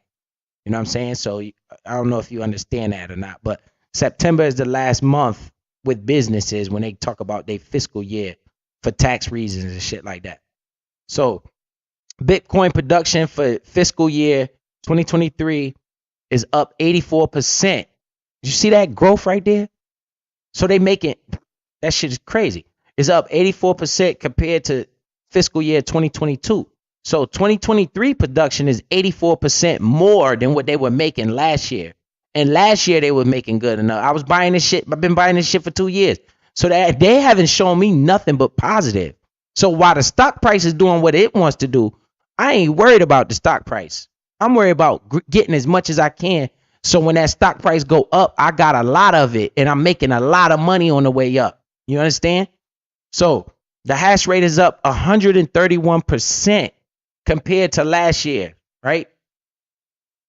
That's what they said. They got 2,240 Bitcoins on the balance sheet. So that means without selling it, right? This CEO said, we had our best quarter and best fiscal year ever, said CleanSpark CEO. We have Zach Bradford, his name. We have a proven track record as the best operator in North America. Our efficiency is up. Our energy costs are among the best in the industry, and our facilities are currently running at max capacity. I'm especially proud of our operational teams and leaders who day in and day out demonstrate grit as we outpace our peers as one of the leading vertically integrated Bitcoin miners in North America. This is what CleanSpark CEO said. This they best year ever, right? I'm glad I own this company. September Bitcoin mining updates. Bitcoin mine in September. So this is how many they mined in September. 643. Right? We got to remember October has one more. No, June, July. August has one more day than September. Right? Calendar year. See where you got the FY means fiscal year. Right? Calendar year. So now calendar year, that means year to date. Right? Bitcoin mine is 5,372. So they mined 5,372. They kept 2,000 and something on the balance sheet, and they sold the other ones so they could grow the business and keep growing and growing and growing. That's what they're doing, right? So from fiscal year 2023, from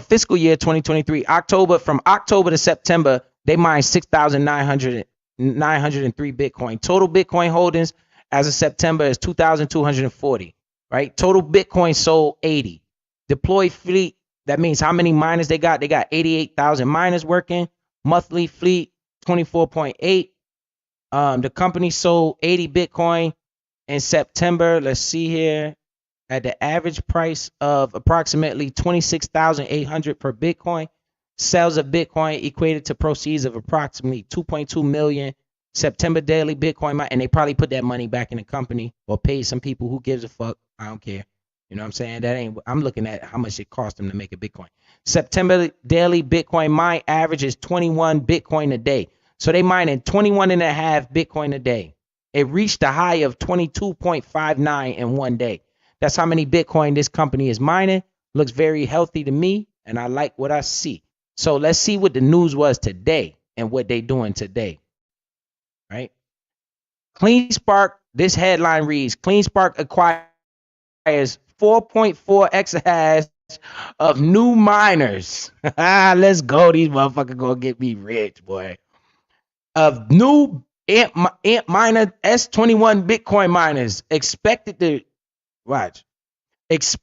achieve a hash rate of over 20 exahash.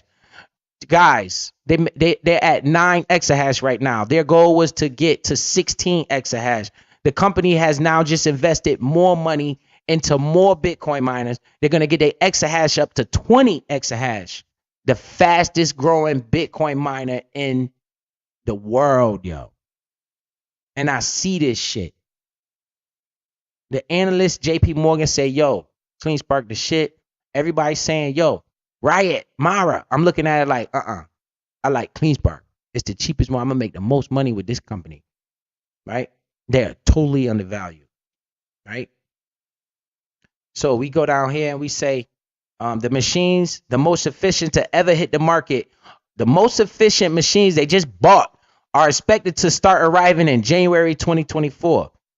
So that means by January, we're going to start getting this fleet right here to get up to 20. So they got a goal. What are they ramping up for? The halving event. Because when the halving event comes, the Bitcoin rewards are going to be cut in half. That's why Bitcoin is going to explode, yo. People don't hear me though. It's only a matter of time, right? It's only a matter of time. We're talking a year, maybe 2 years at the most. You're going to see an explosion. You're going to be like, damn, I should have bought some of that shit, right? Because when the halving comes, they cut the rewards for the miners in half, which is CleanSpark, Riot, all of them are Bitcoin miners. So the Bitcoin rewards are going to be cut in half. Those numbers I just read to you, how they mined, I forgot, but it was a lot, like 600 something Bitcoin. It's going to be cut in half. So that's going to now be 300 and something Bitcoin. So in order for these people to stay in business, what has to happen to the price of Bitcoin? It has to go up. Because it's going to be less Bitcoin out there. It's going to put more demand on the market. It's going to make the price go up. It's just in the algorithm. Whoever invented this shit is a genius. Whoever invented Bitcoin is a flat out genius. Right? So it's going to end up, the price of the Bitcoin is going to go up. In order to just make what they're making now, the price will have to double. In theory, right? If they cut the rewards in half, that means the price has to double in order for them just to make the money they make now. So double from here put us around 50,000. And then what about the actual price of Bitcoin going up? People ain't thinking. I'm thinking. I'm like, bruh, if they make $100,000 each Bitcoin, goodness gracious, I'm gonna be rich. The stock price gonna be $30, $40. Right? Real talk, yo. Real talk, man. Straight up real talk.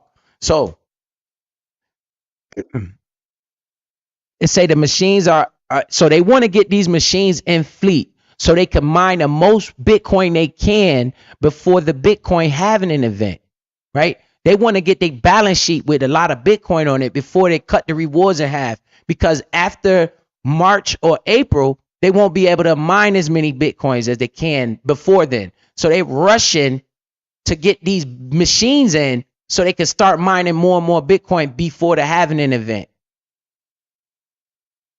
Because they're not stupid. They know that when the halving an event come, they're going to get less. So they're trying to get these machines ASAP. The fastest growing miner in the world. I'm going to be a paid motherfucker, in my opinion. I can't say for certain, but I'm about 90% certain that I'm going to be a paid motherfucker. Whatever I put in here is worth the risk to just be patient and continuously adding, averaging, dollar cost averaging and all that is worth it to me. So, all right. So it purchased 4 exahashes and all that. As you can see, they're growing. This is the same day the analysts said they was undervalued. Now they're growing more. They just dropped news right after that talking about they buying more machines. So that really means they really undervalued right now. When all these machines get deployed, right? So I'm looking at, I need to get as much as I can before the halving an event, because in theory, this price is about to take off. It's just only a matter of time, right? I'm taking this opportunity that's in front of me to constantly dollar cost average with money that I don't need. That way I don't care about it. If it goes down, so fucking what, yo? I'm not watching this shit every day. I stopped even watching it. I didn't even look at the price today.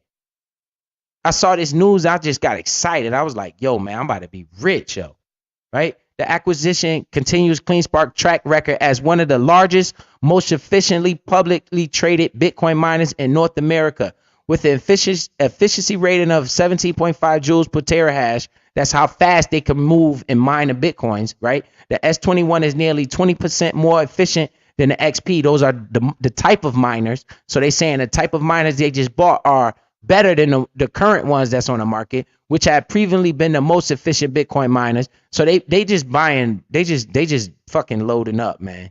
Salute to CleanSpark, man. Shout out Zach Bradford, man. Yo, they better hold my money down, man. I'm promoting y'all now. Don't fuck my money up. The machines with delivery set to begin in January 2024 were purchased with favorable terms. So these dudes know how to make business moves, including 20% seller-based financing and a total purchase of $12 million, $12,300,000, right? Or $2 a terahash. Wow. Which is not due for so they don't even got to pay for this shit for a year. Wow. So, which is not due for 365 days after the machines are delivered. The new machine is expected to continue to reduce power consumption per Bitcoin mine, thereby improving the company's margins while supporting its dedication to being wise stewards of the energy it consumes. Once all machines are installed and hashing, the company is expected to reach an operational efficiency of 23.5 joules per terahash for a 17.25% improvement. So they're going to, wow. For a 17.25% improvement over CleanSpark's already above average operational efficiency of 28.4 joules per terahash. CleanSpark continues to rank among the tops in terms of hash rate realization rate of publicly traded Bitcoin miners. And then they just tell you about the company. So, long story short, I'm about to get to the bag, right? I'm getting to the fucking bag. You know what I'm saying? Straight like that. So, let me read the chat because I was looking at the comment. What up, Biz? Dimple D, what's up? Sheets, TB, you see it. Different companies has different fiscal years. Yep, Odium Speaks. Appreciate Odium Speaks know what he's talking about. Companies can choose their fiscal year, but it must be one full year. Financial reports, external audits, and federal tax filings are based on the company's fiscal years. Oh snap. Yes, Juicy Fruit. Yes. You see that shit. So the damn stock analyst for JP Morgan Chase, he looked at all the miners. He said, yo, CleanSpark the best. Biz been saying for damn near 2 years, yo, CleanSpark the best. So that confirmed it. Then an hour or two later, they dropped that news that they going buying more fucking miners so they can make more fucking Bitcoin. I'm over here like, yo. And all I could think about is when this damn Bitcoin take off. That's what's in my head is fuck what CleanSpark gonna do when this freaking Bitcoin takes off, because the halving event is coming, these ETFs is coming, all the rich people want to buy this shit, right? So if anything, it's gonna get something called a short squeeze and they call it FOMO. When that shit start moving and they approve this ETF, the Bitcoin halving come, all these events are gonna come back to back to back. If Bitcoin's sitting at around $75,000 a Bitcoin, $100,000 a Bitcoin, man, you could kiss the baby. This fucking stock is gonna hit $50, yo. In my opinion, I can't tell you with no degree of certainty, but the reason why I'm saying that is because the buying pressure, people gonna see, yo, Bitcoin taking off. They're gonna get excited. They're gonna look for the miners. They see these people say, yo, CleanSpark the best. Right now, it was Mara and Riot was the popular ones in the community. I looked at all that shit. I seen all of them. I looked at all of them. I said, yo, I like CleanSpark. You know what I'm saying? That shit they more efficient. They growing faster. They're gonna catch up to these motherfuckers and pass them eventually. They're gonna go right past Mara and Riot at the trajectory that they're going. So I'm gonna invest here, right? That's why I put my money there in that company. So I'm thinking, yo, what if Bitcoin was at $100,000 a Bitcoin and these motherfuckers is making 20 Bitcoins a day? You know how to count? They be making like $2 million a day. A day. And you got 30 days in a month. These some bitches gonna be making. Where you think the stock price gonna be at then? Right? That's what I'm thinking about. Like, yo. And then the buying pressure, the FOMO, it's going to cause something called a short squeeze in the market. So all the people that's betting against the stock, they're going to have to buy the stock back just to cover their short position, which is going to make the price go higher. And then people going to see Bitcoin go higher. They're going to buy it, buy it, buy it, buy it. And that shit causes a short squeeze, which will happen in a matter of weeks, right? When it get that buying pressure up under it, boy, it's a train to watch. I've seen it happen multiple times. In a bull market, man, them stocks be going crazy. In a bull market, that because people want to make money and they see the stock going up and they start piling money on top. And that's when that thing will shoot off through the roof. And when you see that happening, that's when you're going to see me selling while everybody else is excited as fuck and they driving the price up to the moon. And we at 20, 25, 30, 35. I'm like, shit, let me sell. Because y'all getting a little too excited now. Y'all getting a little carried away now. Goddamn. You know, y'all done got the stock way overvalued where it should be. It's time to start selling. Doing the total opposite of everybody else.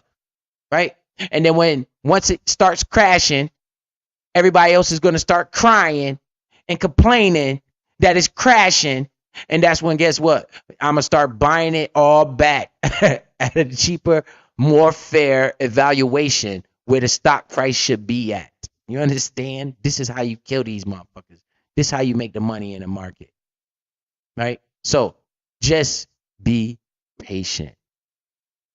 Take the opportunity. I don't care what is going on in the world. It has nothing to do with my company.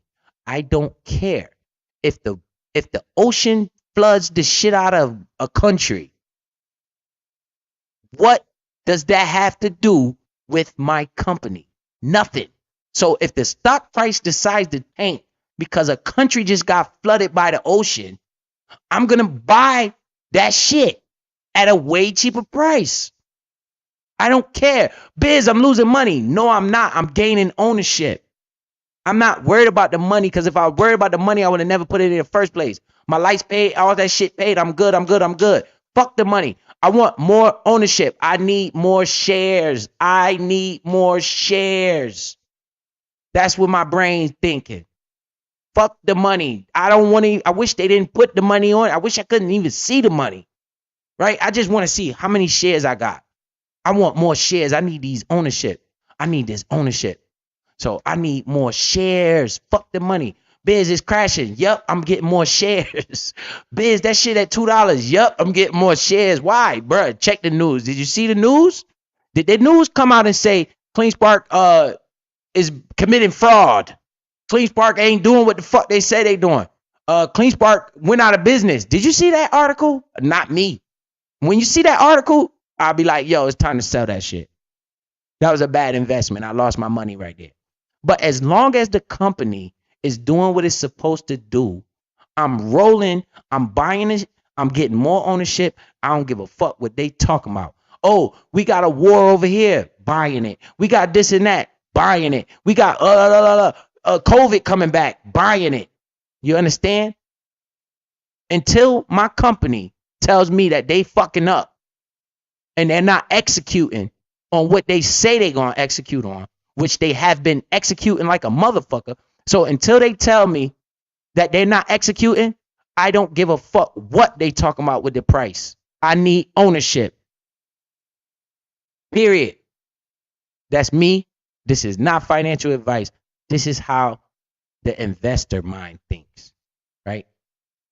Exactly what I just said. Time is your friend.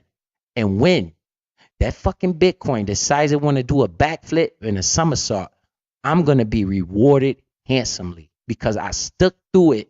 I went through the mud. I averaged in. I ain't worried about the money. When that shit start blasting off, that's when I'm going to be worried about the money. That's when my brain going to be focused on this bag. That's when I'm going to be like, yo, I paid 11,000 for it. Shit, I cash out right now for 60, 70,000. I'm good. You understand?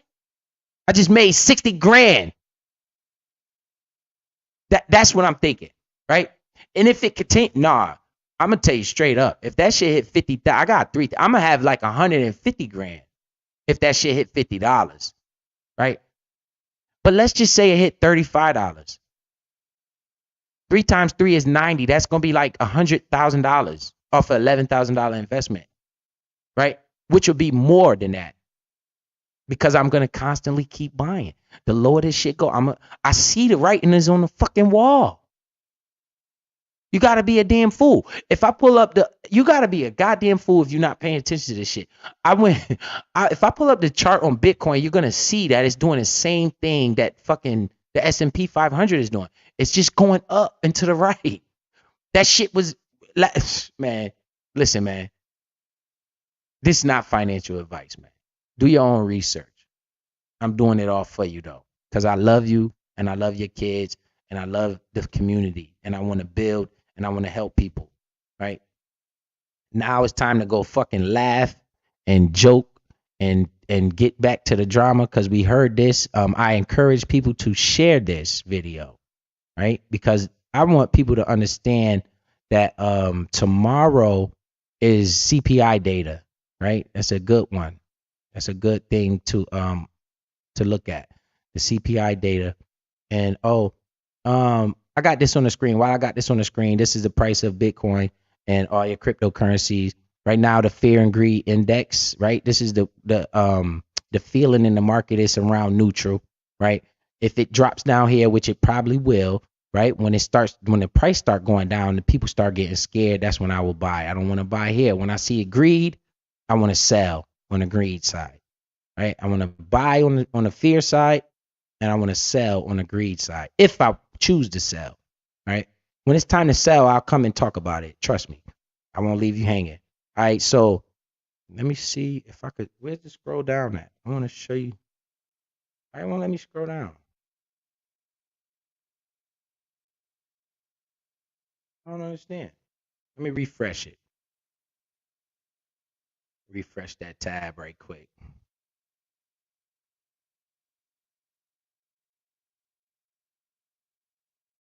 All right, boom.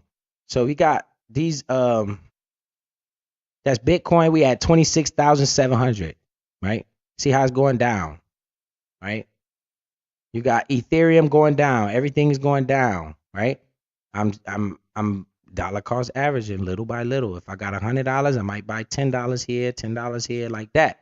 Every time we go down a little bit, I'm buy a little bit, right? And then my other one, Crow Coin. Where's my Crow? Around here somewhere. It should be in this 30 area. I don't think it's lower than. There you go. Chronos 35. Boom. It's at 4 cents. It was at 5 cents. So Chronos pretty much it's green. It's holding. It's like holding steady, which telling me that that's probably a bottom. Because if Bitcoin dropping like that and we ain't dropping too much, we close to the bottom on Chronos, right? And I bought some Chronos last week. I put $100 in there. I got almost 110,000 tokens. I'm trying to get.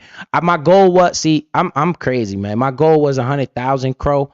I got 100,000 Crow, and now my goal is 125,000. I'm probably stop right there, depending on this price. If this price keep going down lower, I might get 150,000 Crow. For Odium Speaks, I saw XRP. They won the lawsuit. The people say they can't even challenge it no more. So XRP might be a leader in the altcoin sector when Bitcoin decide to take off. See, all of this shit is relevant. Once Bitcoin take off, this crypto market is going to explode as well. I hope people understand that, right? I'm loaded over here. If Bitcoin decides to take off, I'm going to be wealthy. Not wealthy, but I'm going to be upwards of in 100 grand area, because this is all in my mind, right? This is what I'm thinking about. This is what I spend my time thinking about.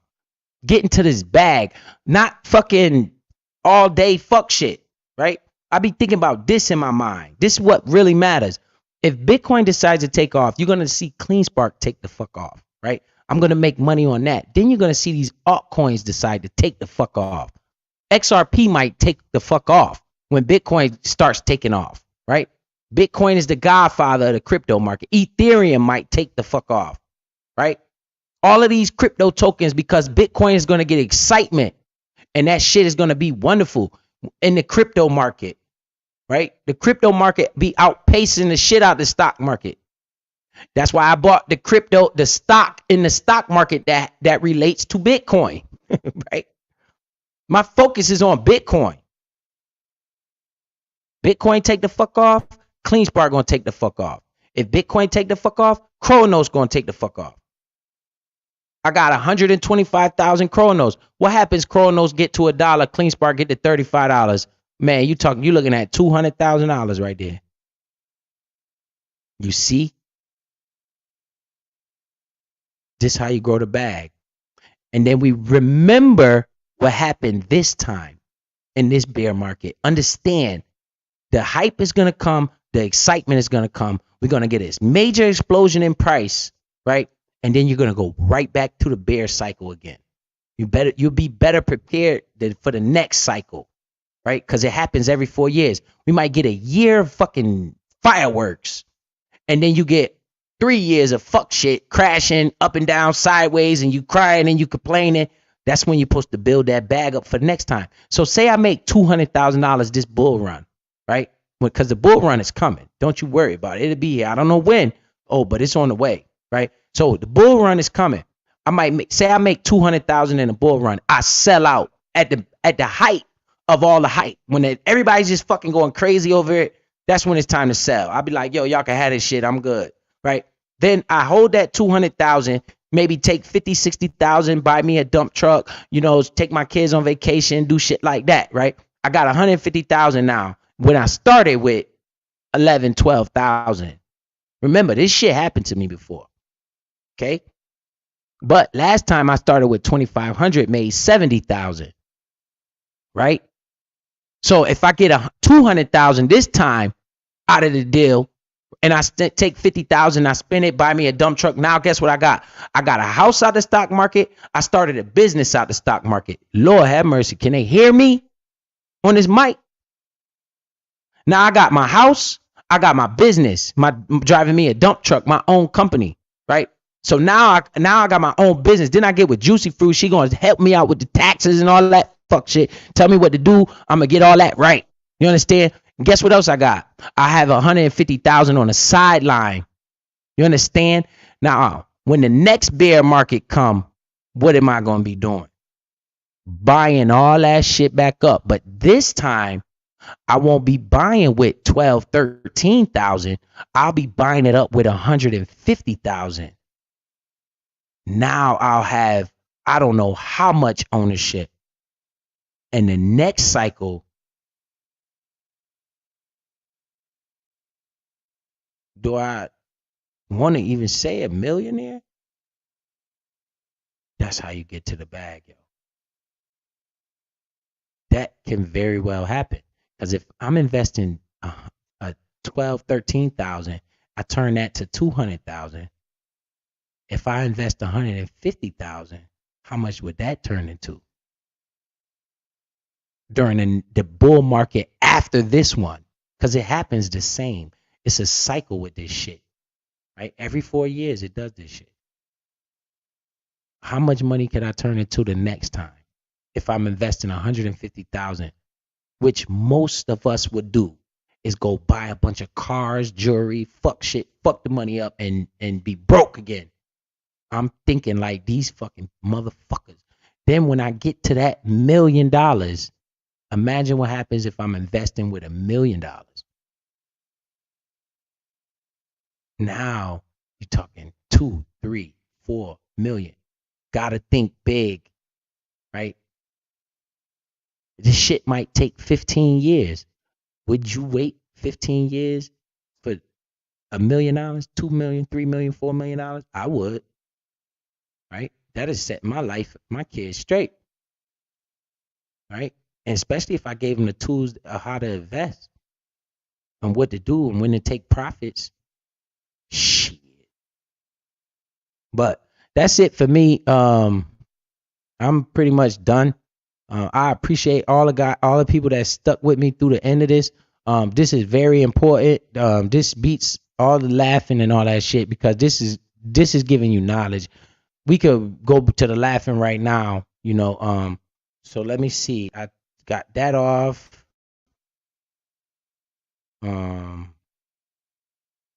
Take that one off. Oh, I can show you my portfolio. We could do that because that's already up.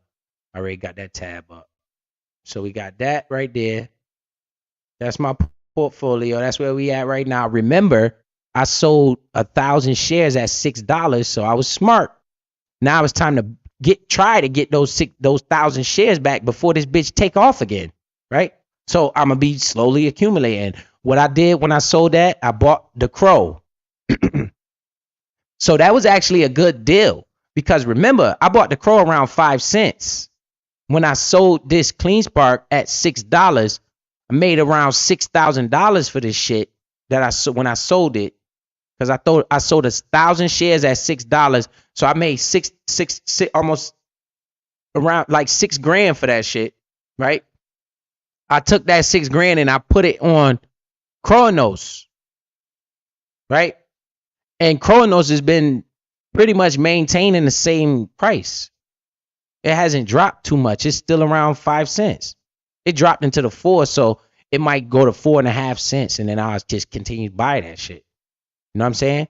But most of my money will be, it's like I could sell all that shit right now and buy all the shares back, but I want both positions, right?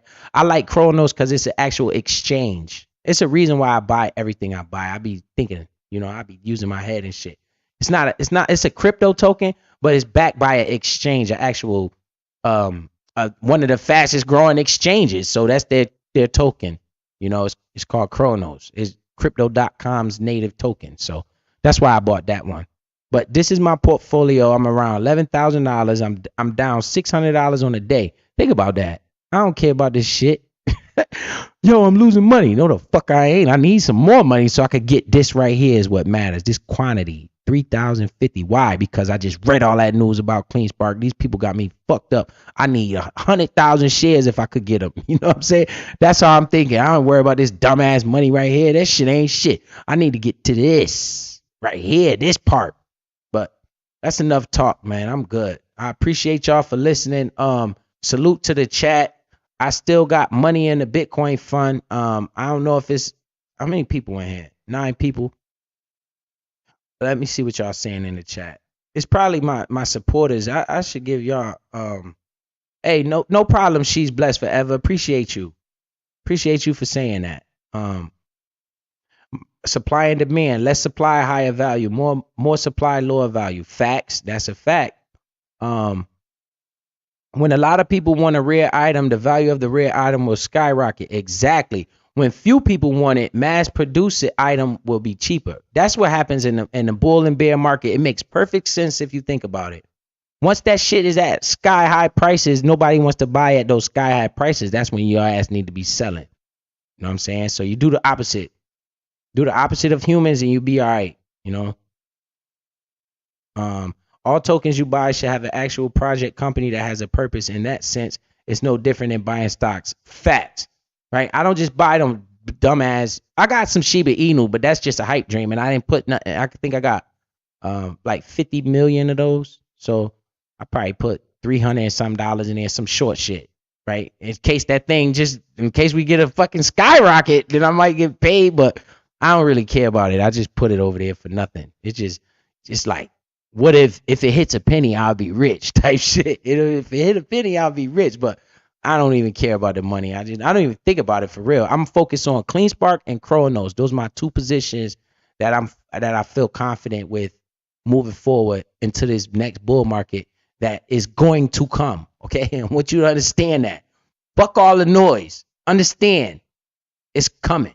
These people, these rich people that got more money than me and you both could count, they know it's coming. They talking about this shit. So fuck all the noise. We going to war, all that shit, whatever. The lowest we could potentially drop in Bitcoin is around maybe 18 or 19,000. If that happens, CleanSpark might drop to $2 and some change again. You think I'm gonna give a fuck? No, I'm gonna be able to buy so much more at those cheaper value and bring my purchase price down. The price that I've been buying at is going to come down because it's averaging. I'm going to average in at a lower price. It's going to bring the main purchase price down. It's going to give me more room to the upside. Then when it starts rising again, I'll be making that much more money on the way up. Who knows? I might end up with $5,000 out of this. I mean, 5,000 shares out of this. No, fuck the money. I don't care about the money. I want the shares. Imagine if I had 5,000 shares and this shit hit goddamn $20. 2 times 5 is 10. I don't even need to go to $50 and I made $100,000. You see, the more shares you got, the more money you make in the bull market. The more ownership you have, the more money you make, right? You don't break your neck and put all your money in there. You buy little bit at a time, which you could afford, right? And as long as it presents itself. So who knows? This shit, I might, if I can continuously buy $150 a week from here until this Bitcoin happening, the same way CleanSpark is able to put all his money up to keep buying mining machines because they're investing as well. The Bitcoin miner is an investor because he's investing in those machines to mine more Bitcoin. So the same way he's putting up $2 and $3 million to go buy these dumbass machines so we all can make some money is the same way that I need to continuously put more money into my asset. So that way, when that thing goes up, what if I have 5,000-6,000 shares? Jesus Christ. When I get my tax money, please God, let me get my tax money before this damn thing takes off. Because what do you think is going to happen then? You're going to look at my share. I'm going to have 6,000-7,000 shares. I'm going to be just sitting back like, Lord, appreciate you, man. I got to pay tithes with this. I'm going to have to pay you some tithes out of this one right here, Jack.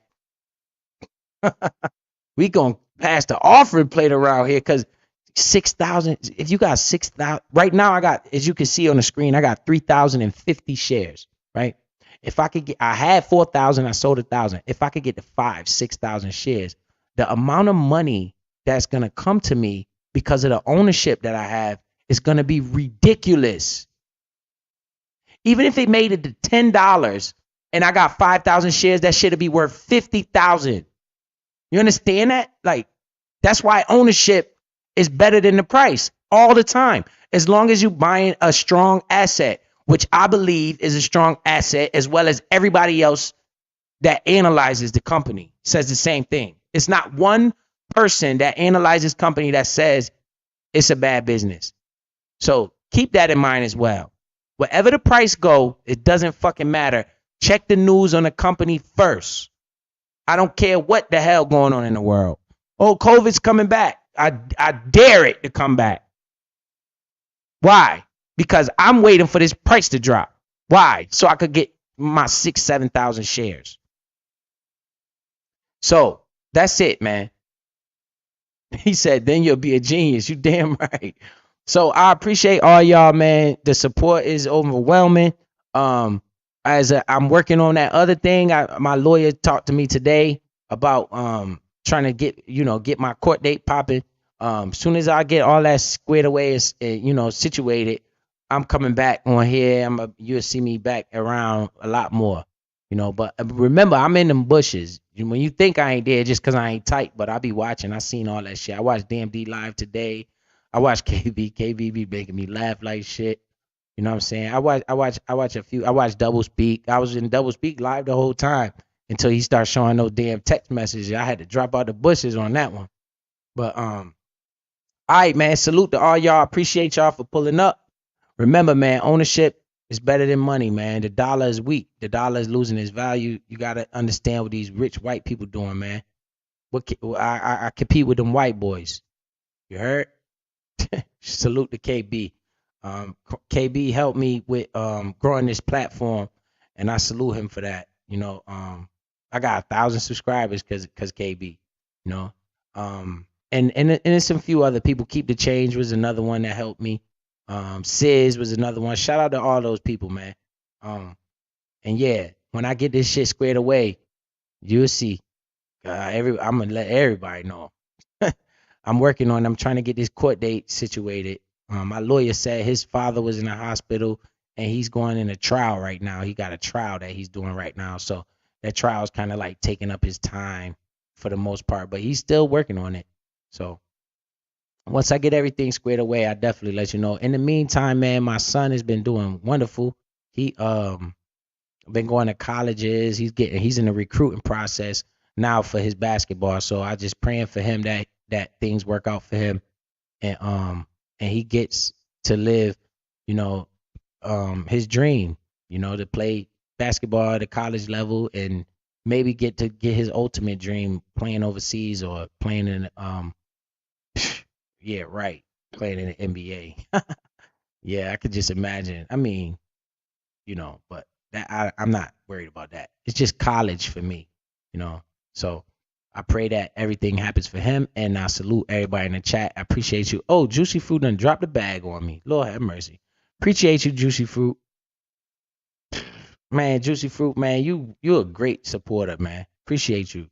And that's it, man. She dropped the bag on me. Thank you, Biz. You're welcome, Juicy.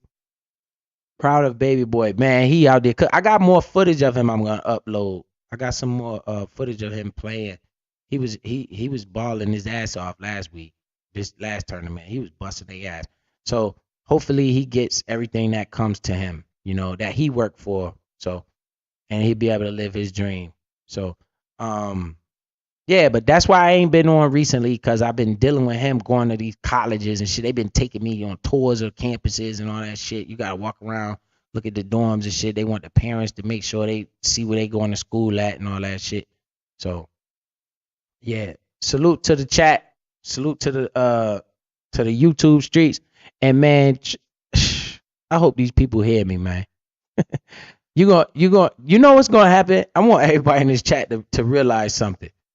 They gonna come over here when that motherfucker start doing backflips. When that motherfucker start taking off, this chat gonna be like 30, 40 people, 50 people in here. They gonna be like, yo. I'm gonna be like, bro, we selling. I don't know the hell you been at. We selling. They only come over here when I get to cussing somebody ass out. But soon as this lawyer get through working, I am gonna be on here cussing somebody ass out. But salute to the chat, man. Danisha Cavaditos, appreciate you. Salute for pulling up. I respect all of y'all, man. Shelvis Patrick, see you in the building. Appreciate all of y'all. So let me get out of here so we could go laugh and joke. But remember, man, the money get to the money, man. Ownership better than price. Holla.